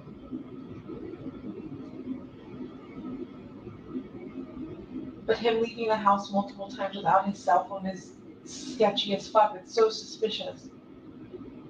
Which is an intentional act. It's not accidental, so that can play into what you think happened. Yeah. Do you think phone being on the dresser? It was intentional. Her cell records and her cell data from her cell phone show it is not common for her to leave her phone at home. It is common for her to go to school with her. No teenager leaves their phone at home. It's what they're attached to it. She's left her phone home Her multiple times. cell data shows that normally it goes with her. So that's intentional. You know it's intentional because he left his too. Yeah. Right? Whether it's an accident last Friday, this Monday, was not an accident. Yeah. So you think that he dumped her when he was driving around. You think that when he left, he went to check her body. Possibly. Okay. Why would you go back out to 182 without your cell phone? Like, I don't disagree. So he goes out to 192. We think he may have checked where he dropped her or dumped her. He comes home. He tells you they're just roaming around aimlessly. Right? Yeah. So that's twice on Right, 192 Dale. in one day, because he went to look at the House of Cards bullshit or whatever it is, Yeah. and then he went to do the roaming to look for her on this random highway that he never goes to. Okay. We go into the next day and the next day. Think of the suspicious things he's done. Tell me what you think he's doing.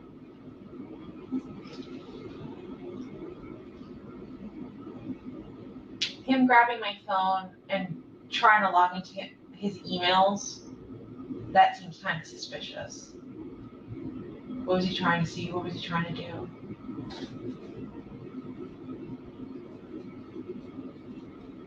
The thing is when he had my cell phone, now that I think back to it, he had something wrapped around it, so the phone was under a blanket, and he was like this. I tried looking at the screen at one point, and I could see an email. But And that was the cell phone we took from you today, or you gave us today. Yeah.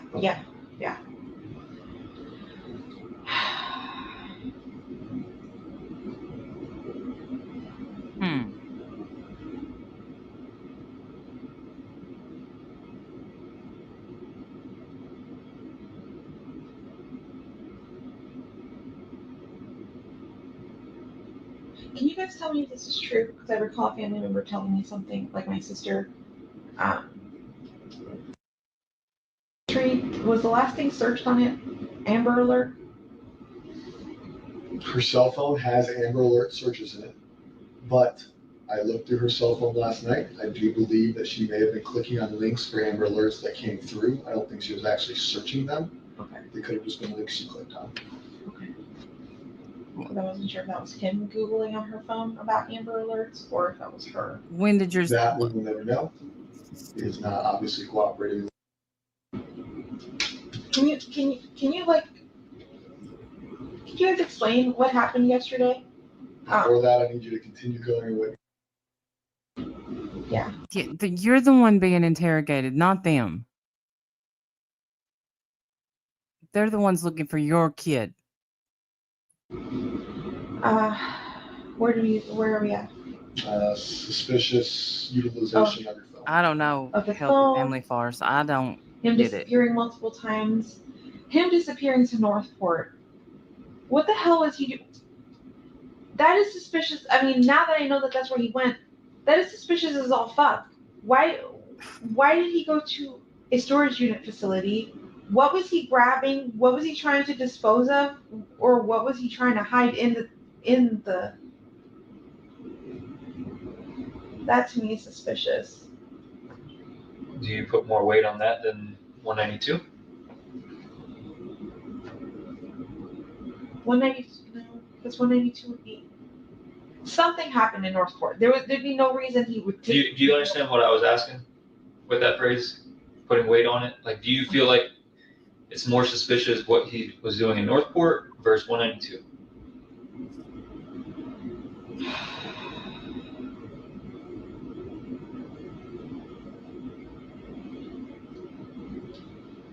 I don't know which one's I don't know which one is more suspicious to me. They both. 192 seems to me like the easiest place he could have dumped her or like figured out where to put her. Unless she was in my trunk the whole time and he went to Northport. The trunk of your car? Yeah. Didn't you drive your car at some point? Didn't you guys sit in your car at some point? I did. So that's what I'm saying. Like, I would have probably smelled something, but I didn't. So I'm just trying to think, like, did he stash her body in Northport? No, I don't think so. He was probably hiding something or destroying something. So I guess 192 would probably be the most important right now.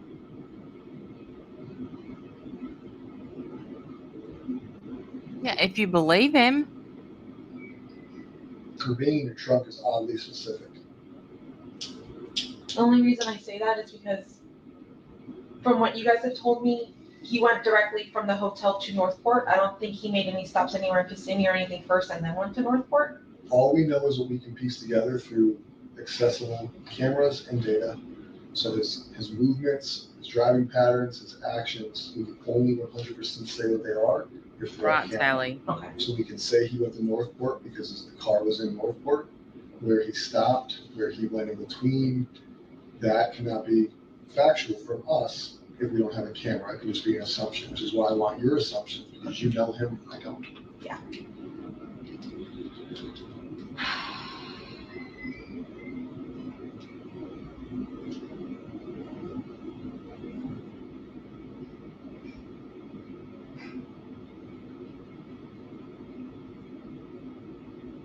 If I fell asleep at 3:30, 4 o'clock in the morning,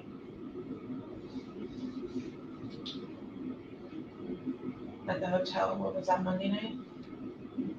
Tuesday night? One of them.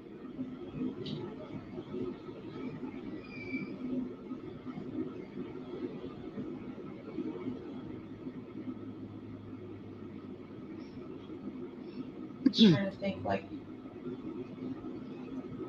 could he have had time to stop somewhere, wherever he stashed her, and then took her to Northport?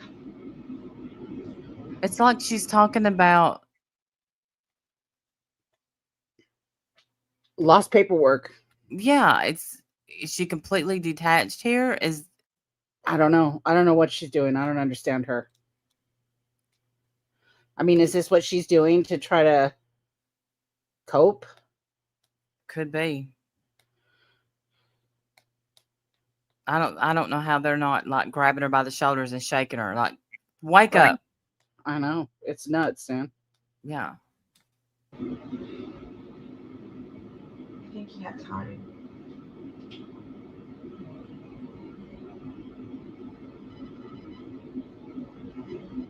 Has he cleaned your car since it came back from Northport?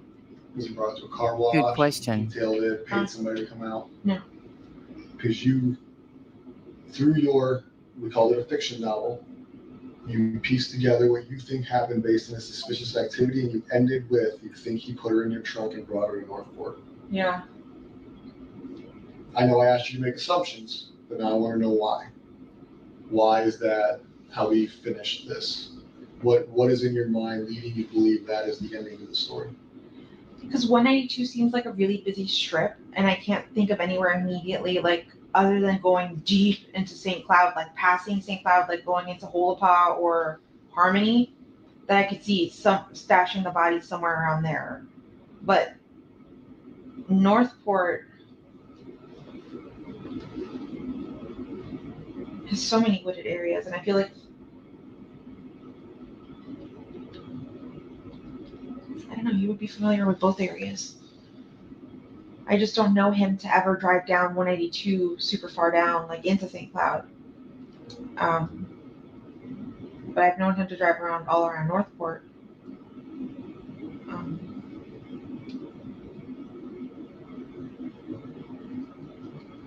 Really? Because I thought earlier she said she didn't know him to be around Northport. Maybe she didn't say that, but I thought she said that. I don't know.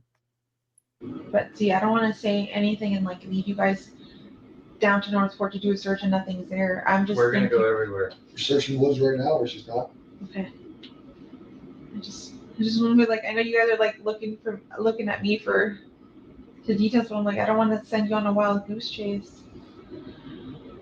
What? If that was my kid, I'd say you pick every piece of grass. What are you doing? Yeah.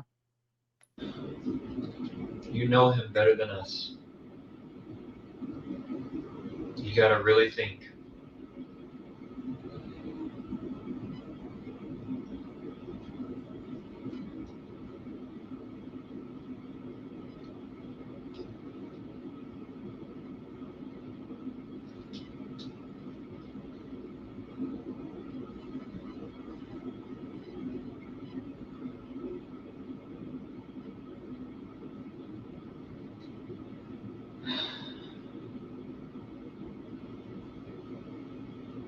Why isn't she screaming at him to tell her where her baby is? Right.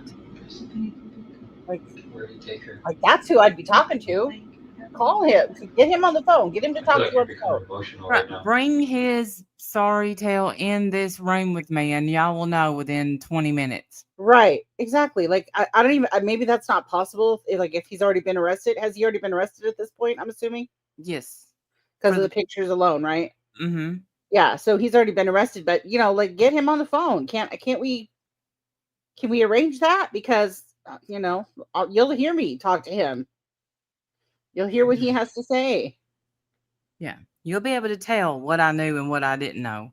Right. I feel like you want to tell us. No, if I knew what to tell you, I would tell you. If I had the truth, I would tell you. I don't know anything. Jennifer, where do you think he took her? How is she supposed to know that though? Like that's a frustrating question for me. It is frustrating.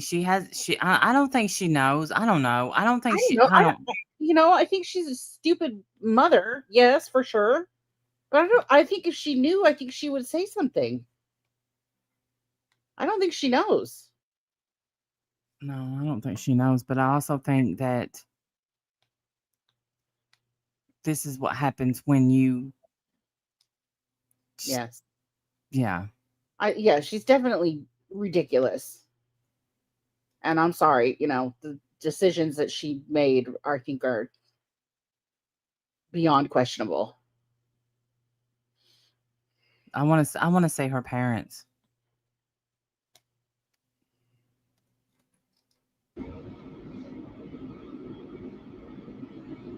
I want to talk to whoever told her it was okay to let your boyfriend sleep with your dog. Yeah. Who gave you that advice? Love to know. But then again, I think she is absolutely just winging her ass through life. What are you doing, lady? What are Yeah. you doing? Who gives a damn if he has a lawyer? Yeah, fuck him. Right. And I had to stash a body, but I would never do this.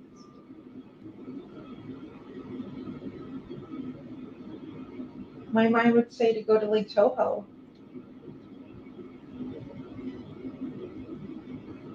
There's a lot of woods there. There's a lot of gators. Holy moly, you're talking about your daughter. I don't want to think. No, it's just crazy to me. Does she not even? Maybe she's just like not even. I don't even know. I don't know how she. I don't know how she's saying any of this. To be honest, I don't get it. Me either, but I do think she's heavily medicated. Too. I do. Yeah, she's just I'm kind of operating on autopilot, I guess, or zoned out, medical, Yeah. induced Yeah. zoning. That's where she's at. Yeah. I just don't want to think about her getting hit by gators.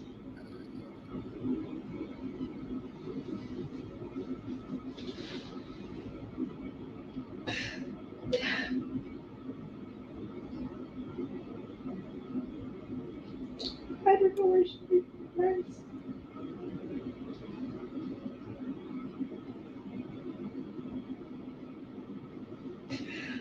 And so at this point, is she pretty much convinced that her daughter's dead? Well, they showed her. Yeah. I mean, I think she possibly is still holding on to hope that she's not, but Because then again, like, why wouldn't she be talking to him? Where is she? yes. Where did you leave her? Like, that's the conversation that needs to. Maybe she's not allowed to talk to him. I don't know. And Tally girl, I can completely see the family going out searching, but not her, because this one here is just. I don't think she hardly left the house at all. I think she's lazy. I think or no, I'm gonna take that back. Over medicated. Yeah. She doesn't like to put a lot of effort into life. You can tell. Right. That's it. Like I told you, it's going to come to a point where we will. Like, Volusia County Sheriff's Office just found somebody the other day that's been missing for a long time. People get found. Sometimes it's quick, sometimes it's not quick. I'm hoping this situation is today, tomorrow, Sunday, but we will find her. What you need to think about is when we find her, is there an opportunity or a chance that we are going to prove that you did not assist us to your full capability in this investigation?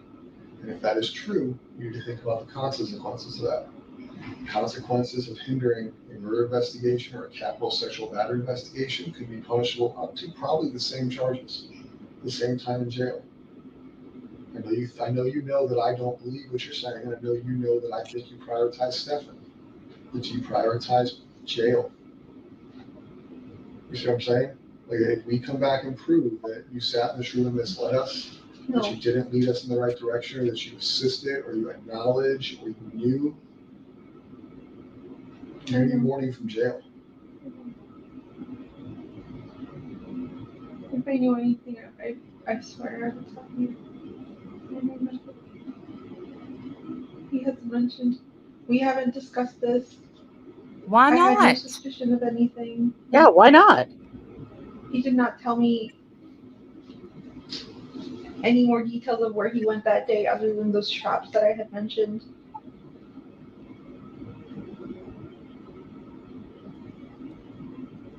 I wonder why not. I'm giving I you my still truth. want to know. Why haven't you Right. discussed this? Right. If you're the last person who saw her, you said you dropped her off at school. She was never at school that day. Why was there not more questions asked? Right. Where did you take her? Just tell me. Just let me find her. It's bad enough that she's already gone. Let me just find her now. Guilt him. Right. Tell him. See if you can get him to confess anything to you. Right. Maybe she's tried that. I don't know. Well, no, she just said I haven't discussed it with him. Oh, yeah, that's right. Yeah. Why not? On any of the days that he came home after these suspicious outings, 192 trips, Northport trips, everything else, did he change clothes? Did he come home and appear disheveled, sweaty, dirty?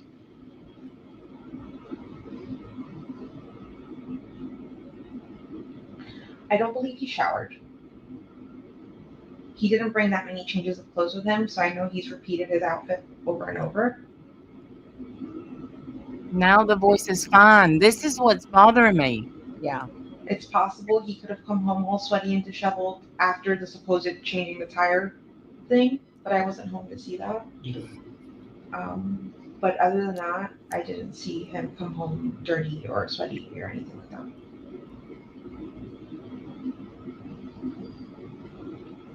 Did he do anything he normally doesn't do within the house around you? She wouldn't notice. He could walk in on fire and she wouldn't notice. That's true. That is so true. Like, honestly. Look, she doesn't even want it. She wants to lay on the couch for the interview. I'm not Yeah, joking. She wants to take a nap right now. She's not even in this, man. You think she's going to notice that he came home and did something different? She doesn't care. She doesn't notice. Mm-mm. Like I said, he could walk in on fire. She wouldn't even know. No. Just existing. Just living through life. Barely. No.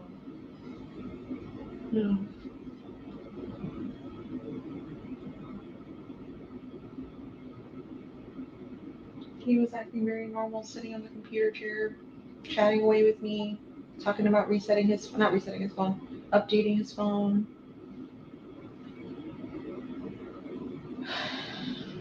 And it never once occurred to her, holy moly, my daughter's missing, and he just accidentally factory reset his phone twice. Right. Accidentally. Sure, Yeah. Jan.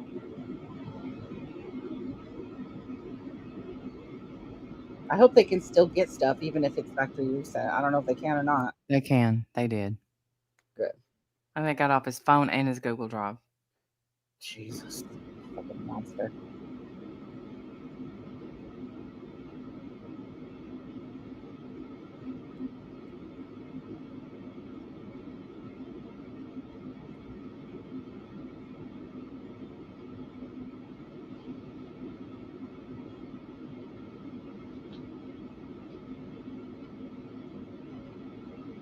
Did he carry tools in his car to change the tire, typically? I think he said there was a tire iron in the car and the jack. Did he bring it inside? Did he leave it in the car after? I think he left everything was in the car.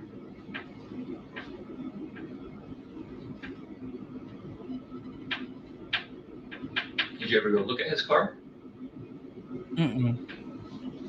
to verify that he changed his tire? No, she didn't. I can tell you that. And why would she? I don't think I did. That would It take never dawned effort. on you to go double check.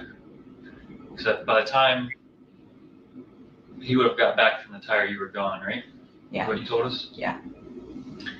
And then she was reported missing. Yeah. During that time. Yeah. And it never dawned on you to be like, damn, did he really change his tire? Let me double check. Nope, never dawned on We got her. home really late that evening, and I didn't even think of doing that. This She was is part of the asleep. problem. He did so many things and you never questioned it. I didn't suspect him. How can we believe some of the stuff that you're telling us or believe that you don't know?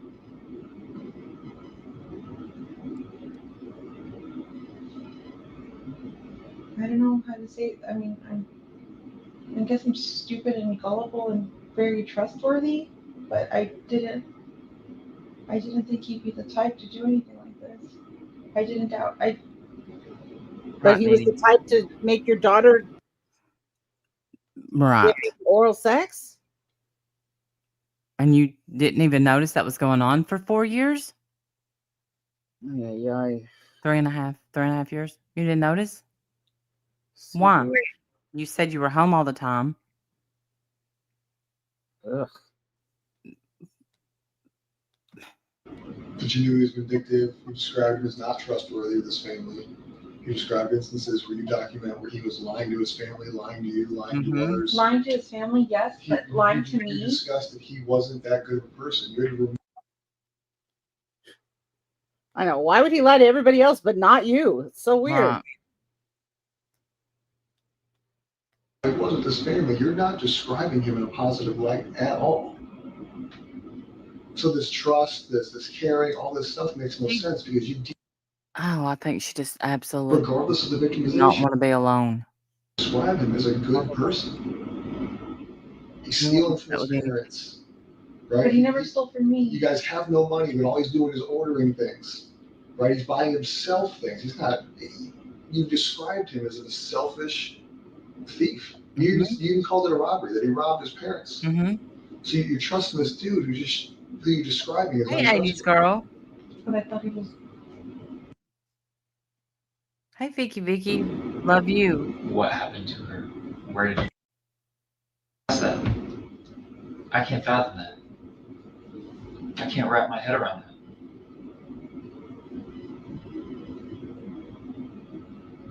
I think I only asked him if he took her to school. When I called him and told him to come to the office, I asked him, like, you dropped her off at school, right? Because she never made it. And he said, yeah. And I was like, she never made it. Where did you drop her off?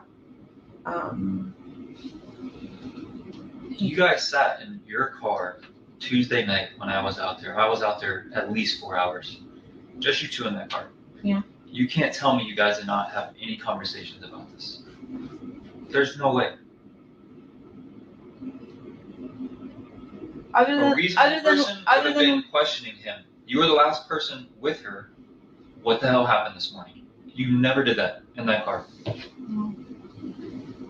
What do you mean, no? That just tells me she absolutely didn't care. What were your conversations? Spill it, lady. What were your conversations with him when your child was missing? Did y'all talk about the weather? Is she still trying to think he was innocent? Yes.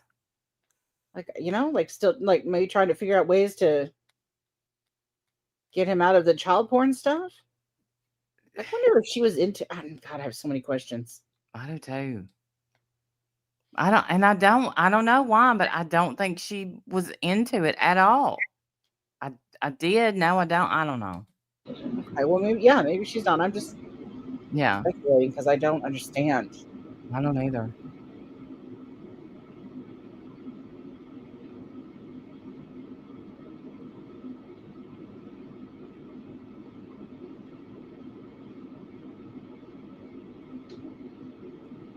I remember being on my phone.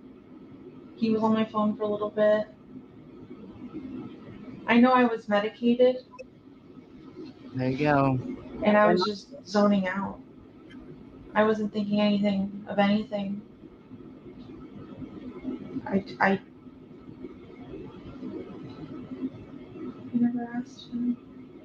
Just asking him that one time to me was, if he took her to school, that was enough answer for me. I don't know. I just wanted to think. What? That was enough answer? Are you kidding? That's not even an answer. God, that's weird. Not think the worst, I guess. I don't know. I don't know. I just didn't want to think the worst. Just popped a handful of benzos and said, "Let's go." Shit. Did anything? Now I know. But then I didn't.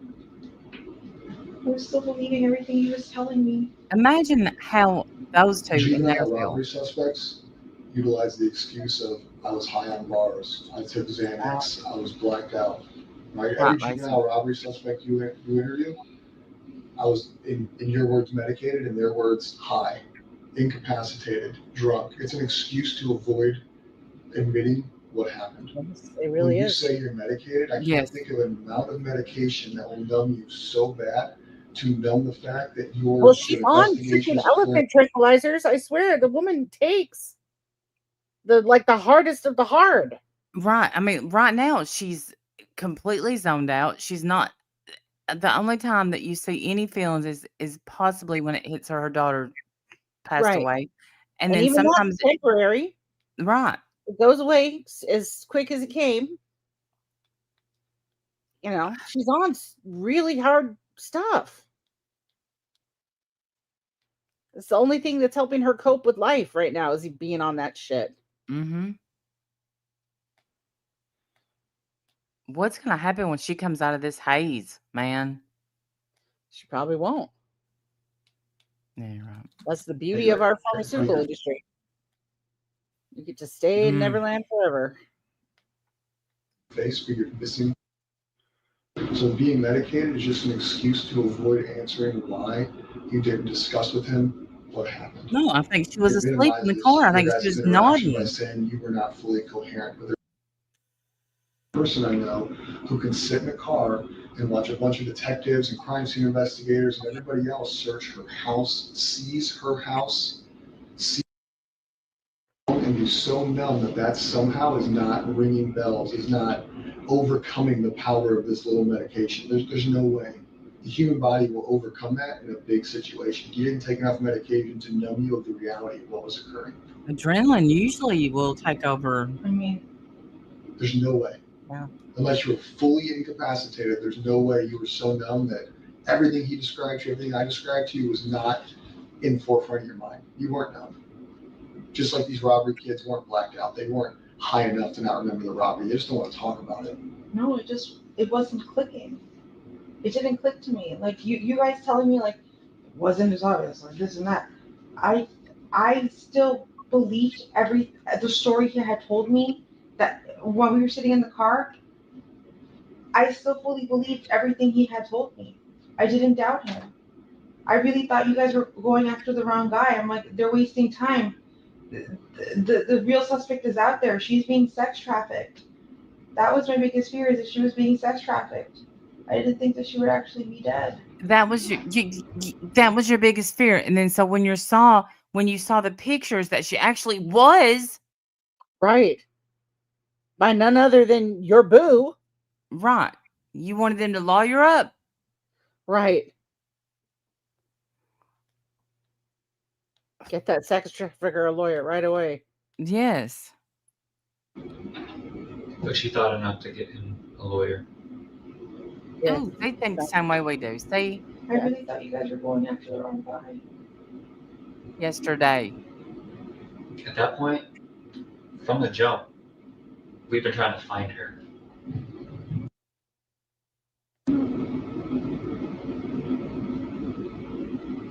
That's got to be rough. That Because has they been care will more be. about her than her own mom does. I do think, yeah, I did, and they probably feel that way. I think, unpopular opinion, I guess, she is numb. Yeah, she's completely numb. Yeah, She's absolutely she is. she's taken so much medicine, like her. I said, On you know, her purpose. She wants to be numb on the best of days, never mind the worst of days. You know? right, yeah. That's Wow. her daily goal. How numb can I get today? How fast can I take my meds and go to bed? That's life for her. And never, like the poor daughter was just, well, That was it. Left to the dad. Left to the dad. Left to the boyfriend. boyfriend. Thank you. Yeah. Hmm. Our biggest priority. Him getting arrested for victimizing her was an accident. No one discovered that she was a victim because we took his phone.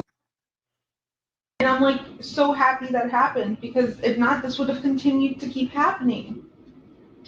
Yeah, Lord knows you weren't going to stop it. Because he killed her on Monday. Right. You weren't Yeah, going to stop it anytime soon. but for the fact he didn't kill her, it would still be going on. So you're glad this happened. Yeah. Lady. I don't know if she had been found. I don't know why. Now that's self-soothing. Not a motherly bone in that body, though. She's completely drugged. Like she's not. I'm surprised she's even making sense with her sentences. Yeah, me too. Me too. And the doctor may have given her more just because, I mean, Yeah, and they will when you're they going through will. something like, Yeah. yeah.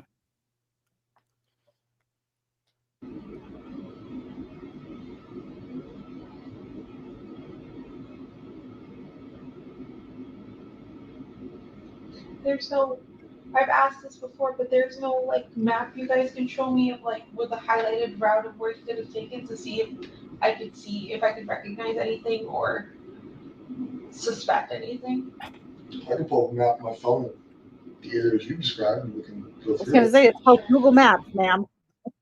Right. Honestly. Things You you have to should know where it was. know. I She don't can't I take don't the know. food from the map. Oh my God. Can I? Yeah, she's thinking, can I just take a nap? We'll finish this when I get up because she's about to fall asleep. Yeah, you can tell that's exactly what she wants to do. She would love it right now if they said, "All right, why don't you go get some rest, and we'll continue this when you're awake." Yeah. She'd be like, "All right, you guys have a nice day. Good night." Yeah, at this point, I would have went and got her like 2 or 3 Red Bulls and said, "Chug them, chug them, chug them Chuck, now." bitch. We still got some talking to do. Yes. You said House of Cards? No. House House party. game house game rules. House. On Vine Street. Oh, goody. Now they're gonna talk about the stores he said he went to. Not that they know he went to, the ones he said he went to, because he didn't take his phone. They can't verify he went to these stores. Well, maybe they can find some video camera footage or something nearby. Yeah. Oak Street. Matt, House Game Rules, feel free to drag the map around as you please.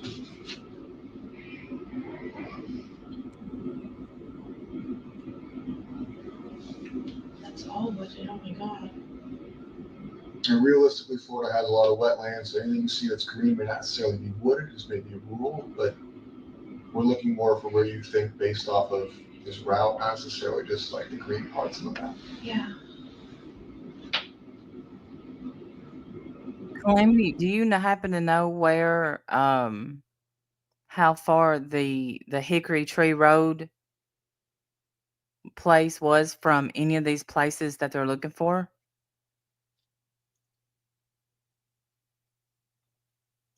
That's a good question.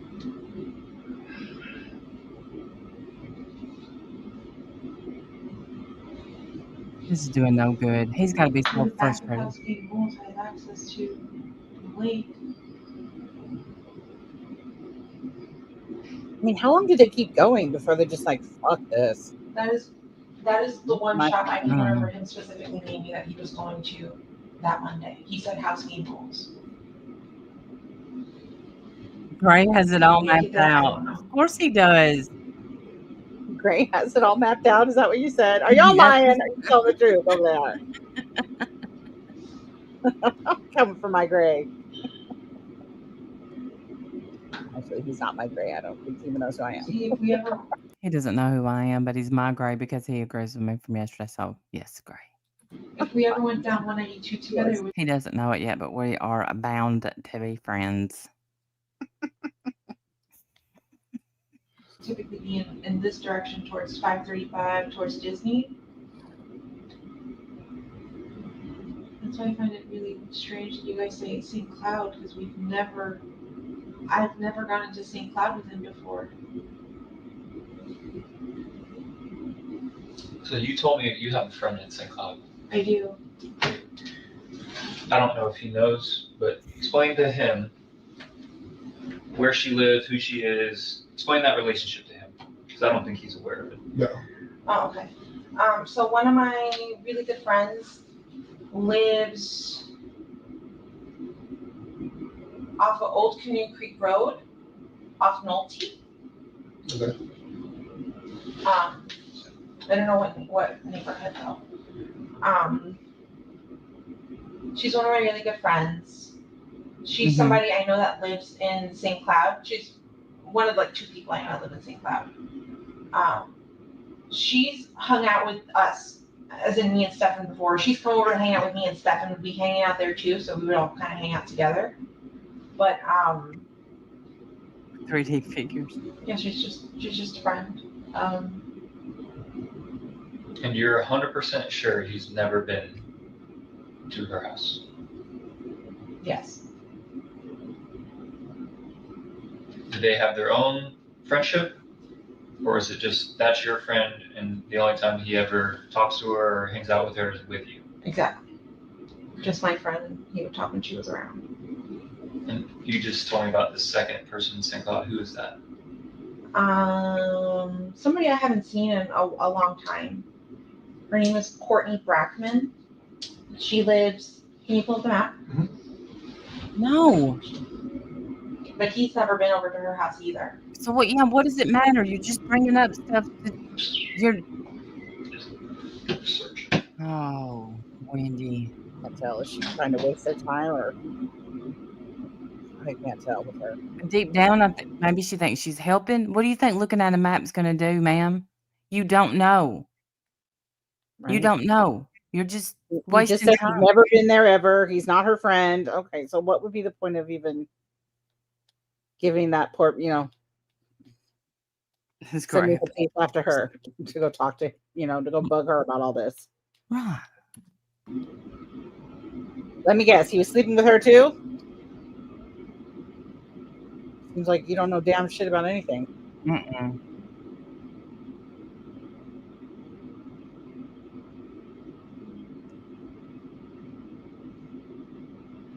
I'm telling you, I'm going to take the back of her hair and just slam it repeatedly on that table. I need to calm down. Yeah, maybe a little. Yeah.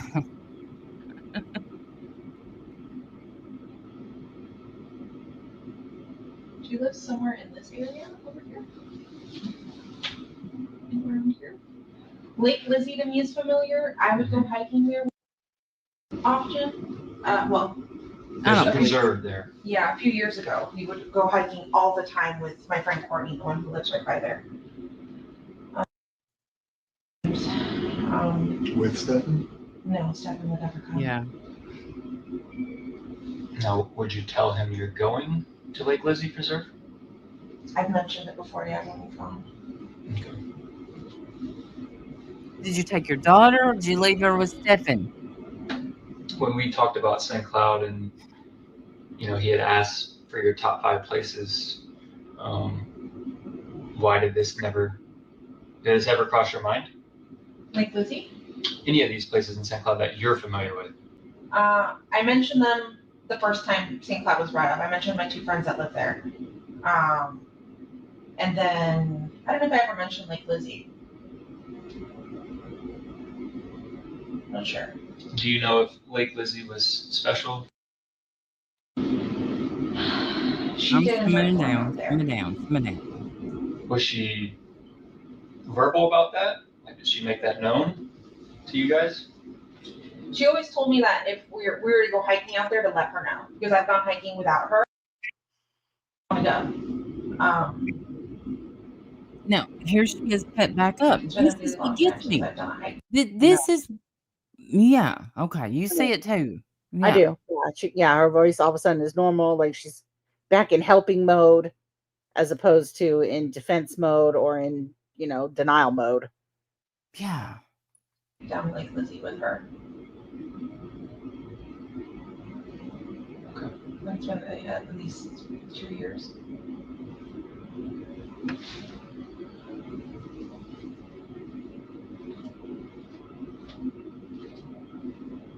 Yeah, those are the only places in St. Cloud that I would know, that I could think of, that he might be aware of, but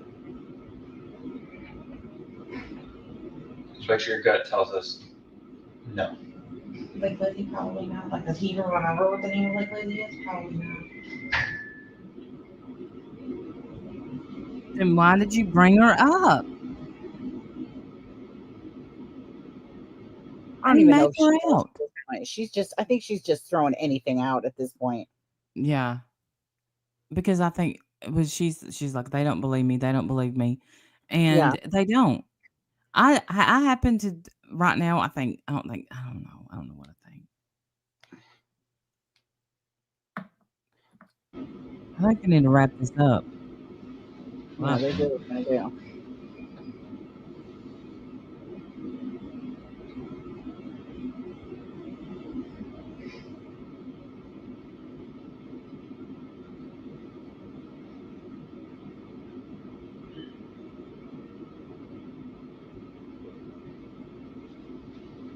Jen, is it okay if I look up password rules again? Yes. Huh.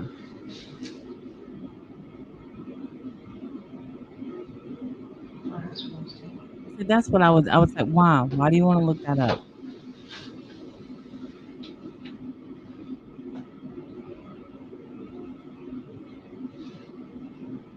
Was he in the video games? World of Warcraft, into tabletop games like Dungeons and Dragons and Warhammer 40K, card games like Lorcana, which is a Disney card game. That's what he told me he was going to go do Monday. He was going to go look for Lorcana cards, and that's why he was going to go to House Rules Gaming. He was just going to make a few stops, and I said, "Why are you doing that? Why are you wasting time when we don't have money? Like, you don't have money to spend." He's like, "Oh, I'm just browsing. I just want to look. I want to see what they have available." That's all he said. Every time I did question him, he always had an answer. That wasn't a question about your daughter, though. That was a question about money.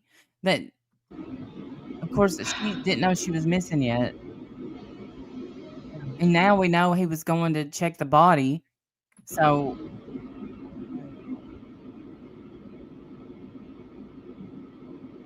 or is it, honestly, I think she was in the trunk at this point. Do you guys know, like, up until when on 182 you guys found him, see him? Like, how far down? We just know it's St. Cloud. So I keep thinking, like, house game rules on 192. Okay, it's got some secluded stuff in the background, or in the back of it. But it's still 182. It's still really busy.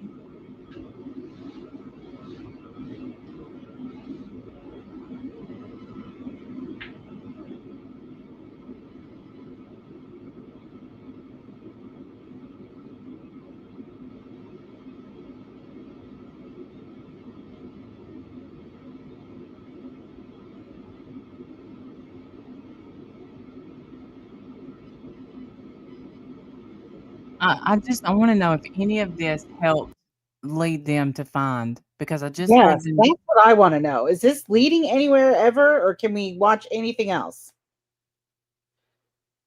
Like, is there something else that is better than this? Right. What's Did the they RSO end up address? finding her? Yes. I'm sorry. After this, I didn't finish the rest of my sentence. That's my fault. Oh, Sorry. she was found, yeah, behind some weeds past a gate to the left of the entrance. 545413 Hickory. Is that in Kissimmee?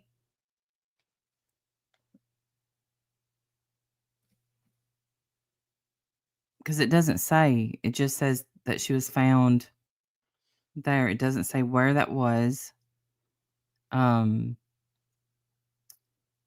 They said that she was found, I think, not long after this interview, but none of I don't think anything that she has said helped. Was useful in any way whatsoever. No. Nor is it really that incriminating. So, what immunity is she supposedly getting? Well, I think they thought something big was going to come out, because they thought once she saw the pictures that she saw that Yeah. she was going to start spilling her guts, but she didn't, because she just told him to get a lawyer. It looks like we're almost done with it. We got only a few more minutes, so. Yeah. It's all really busy till you pass St. Cloud.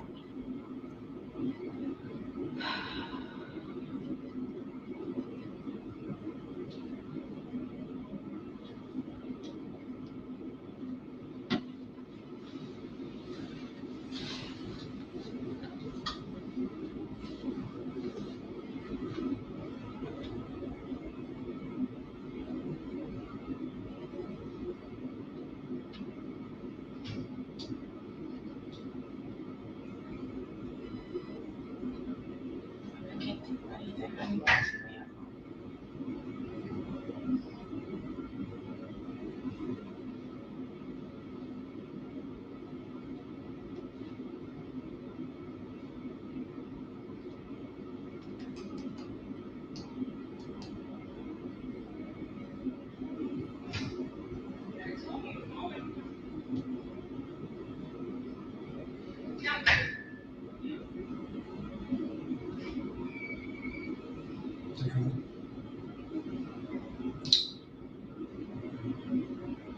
So right now, I'm pretty sure they're still doing your phone.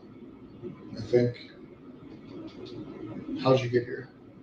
You're driven here? I was driven here, but my dad followed behind. I think you guys said my car might be ready. We'll verify that in a moment. The investigation is still going. Yeah. Right, Stefan also is not in charge of murder. Right, just the He's sexual not, or battery. he is? He has not been. Oh. He's just been charged with sexual battery. I have a couple questions for you that are going to be on record. They're going to be official. I need you to answer truthfully. Because if they determine that you did answer not truthfully, you can be held accountable for it. Make sense? Yeah. Raise your right hand. Do you swear that everything we talked about today in this interview is true and correct? Yes. Did you lie to me or the detective at any time? No. Okay. Do you currently know, or have you ever been aware of where the body has been since Monday? No. Did you have any? No. Were you aware at any time, whether it be the most recent instance or the first instance, victimization sexually by Stefan? Okay. At this time, you do not know where Stefan went on 192? I don't. You do not know where he went in Northport? I do not. And you have at no time this week in any conversations with Stefan where he disclosed what he did? No. Okay. The story that we talked about of what at one point we discussed that she could potentially have been in a trunk on the way to Northport. Yeah. Is that information you know to be true or an assumption? An assumption. Okay. Do you have any questions for us before we go check on the phone in the car? We may not be able to answer everything, but if you have questions, we can see if we can answer those questions.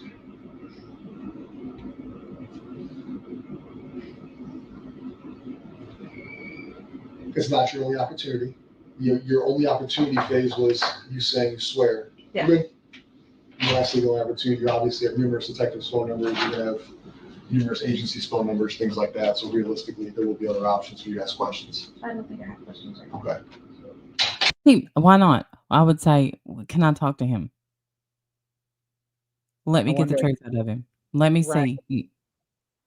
Is he allowed to make calls? I'm sure his calls are monitored.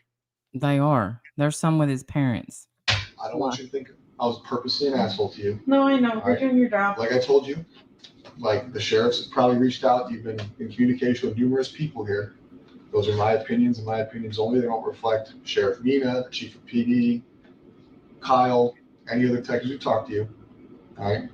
I personally don't know. All right. We will be here all weekend. We will be here all night. My only hope is that you truthfully did not lie to us. You truthfully don't know where she was, and that you truthfully did not know what was happening to her.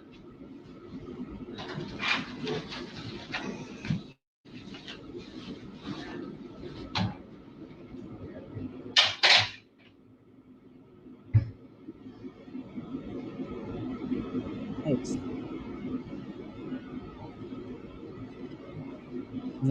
Is that the end?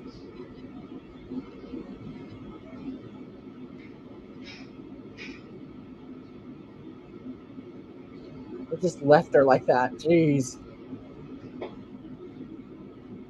I think it because he doesn't believe her. Right. She's like, well, I got it. Let's say she gonna go to sleep. Does she? No way.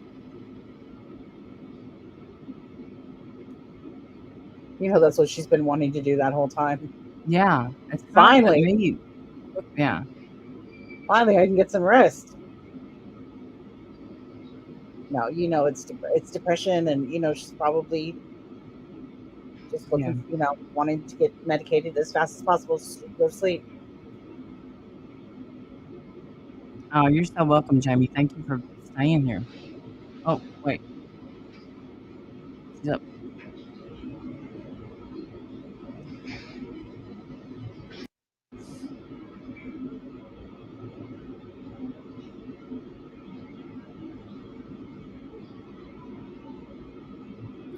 us receives, they're making us write a search warrant on it, which really doesn't affect you too much. The search warrant is a legal thing. It's not a you thing. It's not a trust thing. But with that, it takes a little bit longer. Yeah. All right, so I can release your car to you right now. We can go facilitate that Proof downstairs. I cannot make you a promise that that phone will be downloaded by the time your car's ready. What I can promise you is at the moment it is downloaded, if you have left from here, I will bring it to you. You're staying with your sister still? Does anybody have your sister's phone number that we can make sure we can communicate with you on? Yeah. My dad is downstairs, I think, waiting for me, so I can give you my dad's number since he'll be Whatever with me. phone numbers we can have, just to make sure that Yeah. we are unable to give you the phone back today. Yeah. I'll my shit out there. And I'm just gonna assume they didn't find anything on her phone. I think Yeah, I don't Calamity know. would know. I heard this before and I want to crash. I get it. Yeah, I kind of got sleepy in this too. I'm not the I only did one. too. I was like, I kept catching myself falling asleep. I was like, all right, I need to wake up, pull myself together here. Yeah. So, y'all, that's all we got today. And it seems far, but it wasn't. And we've been live for 4 hours. I know, dude. That's it's been a long stream, girl.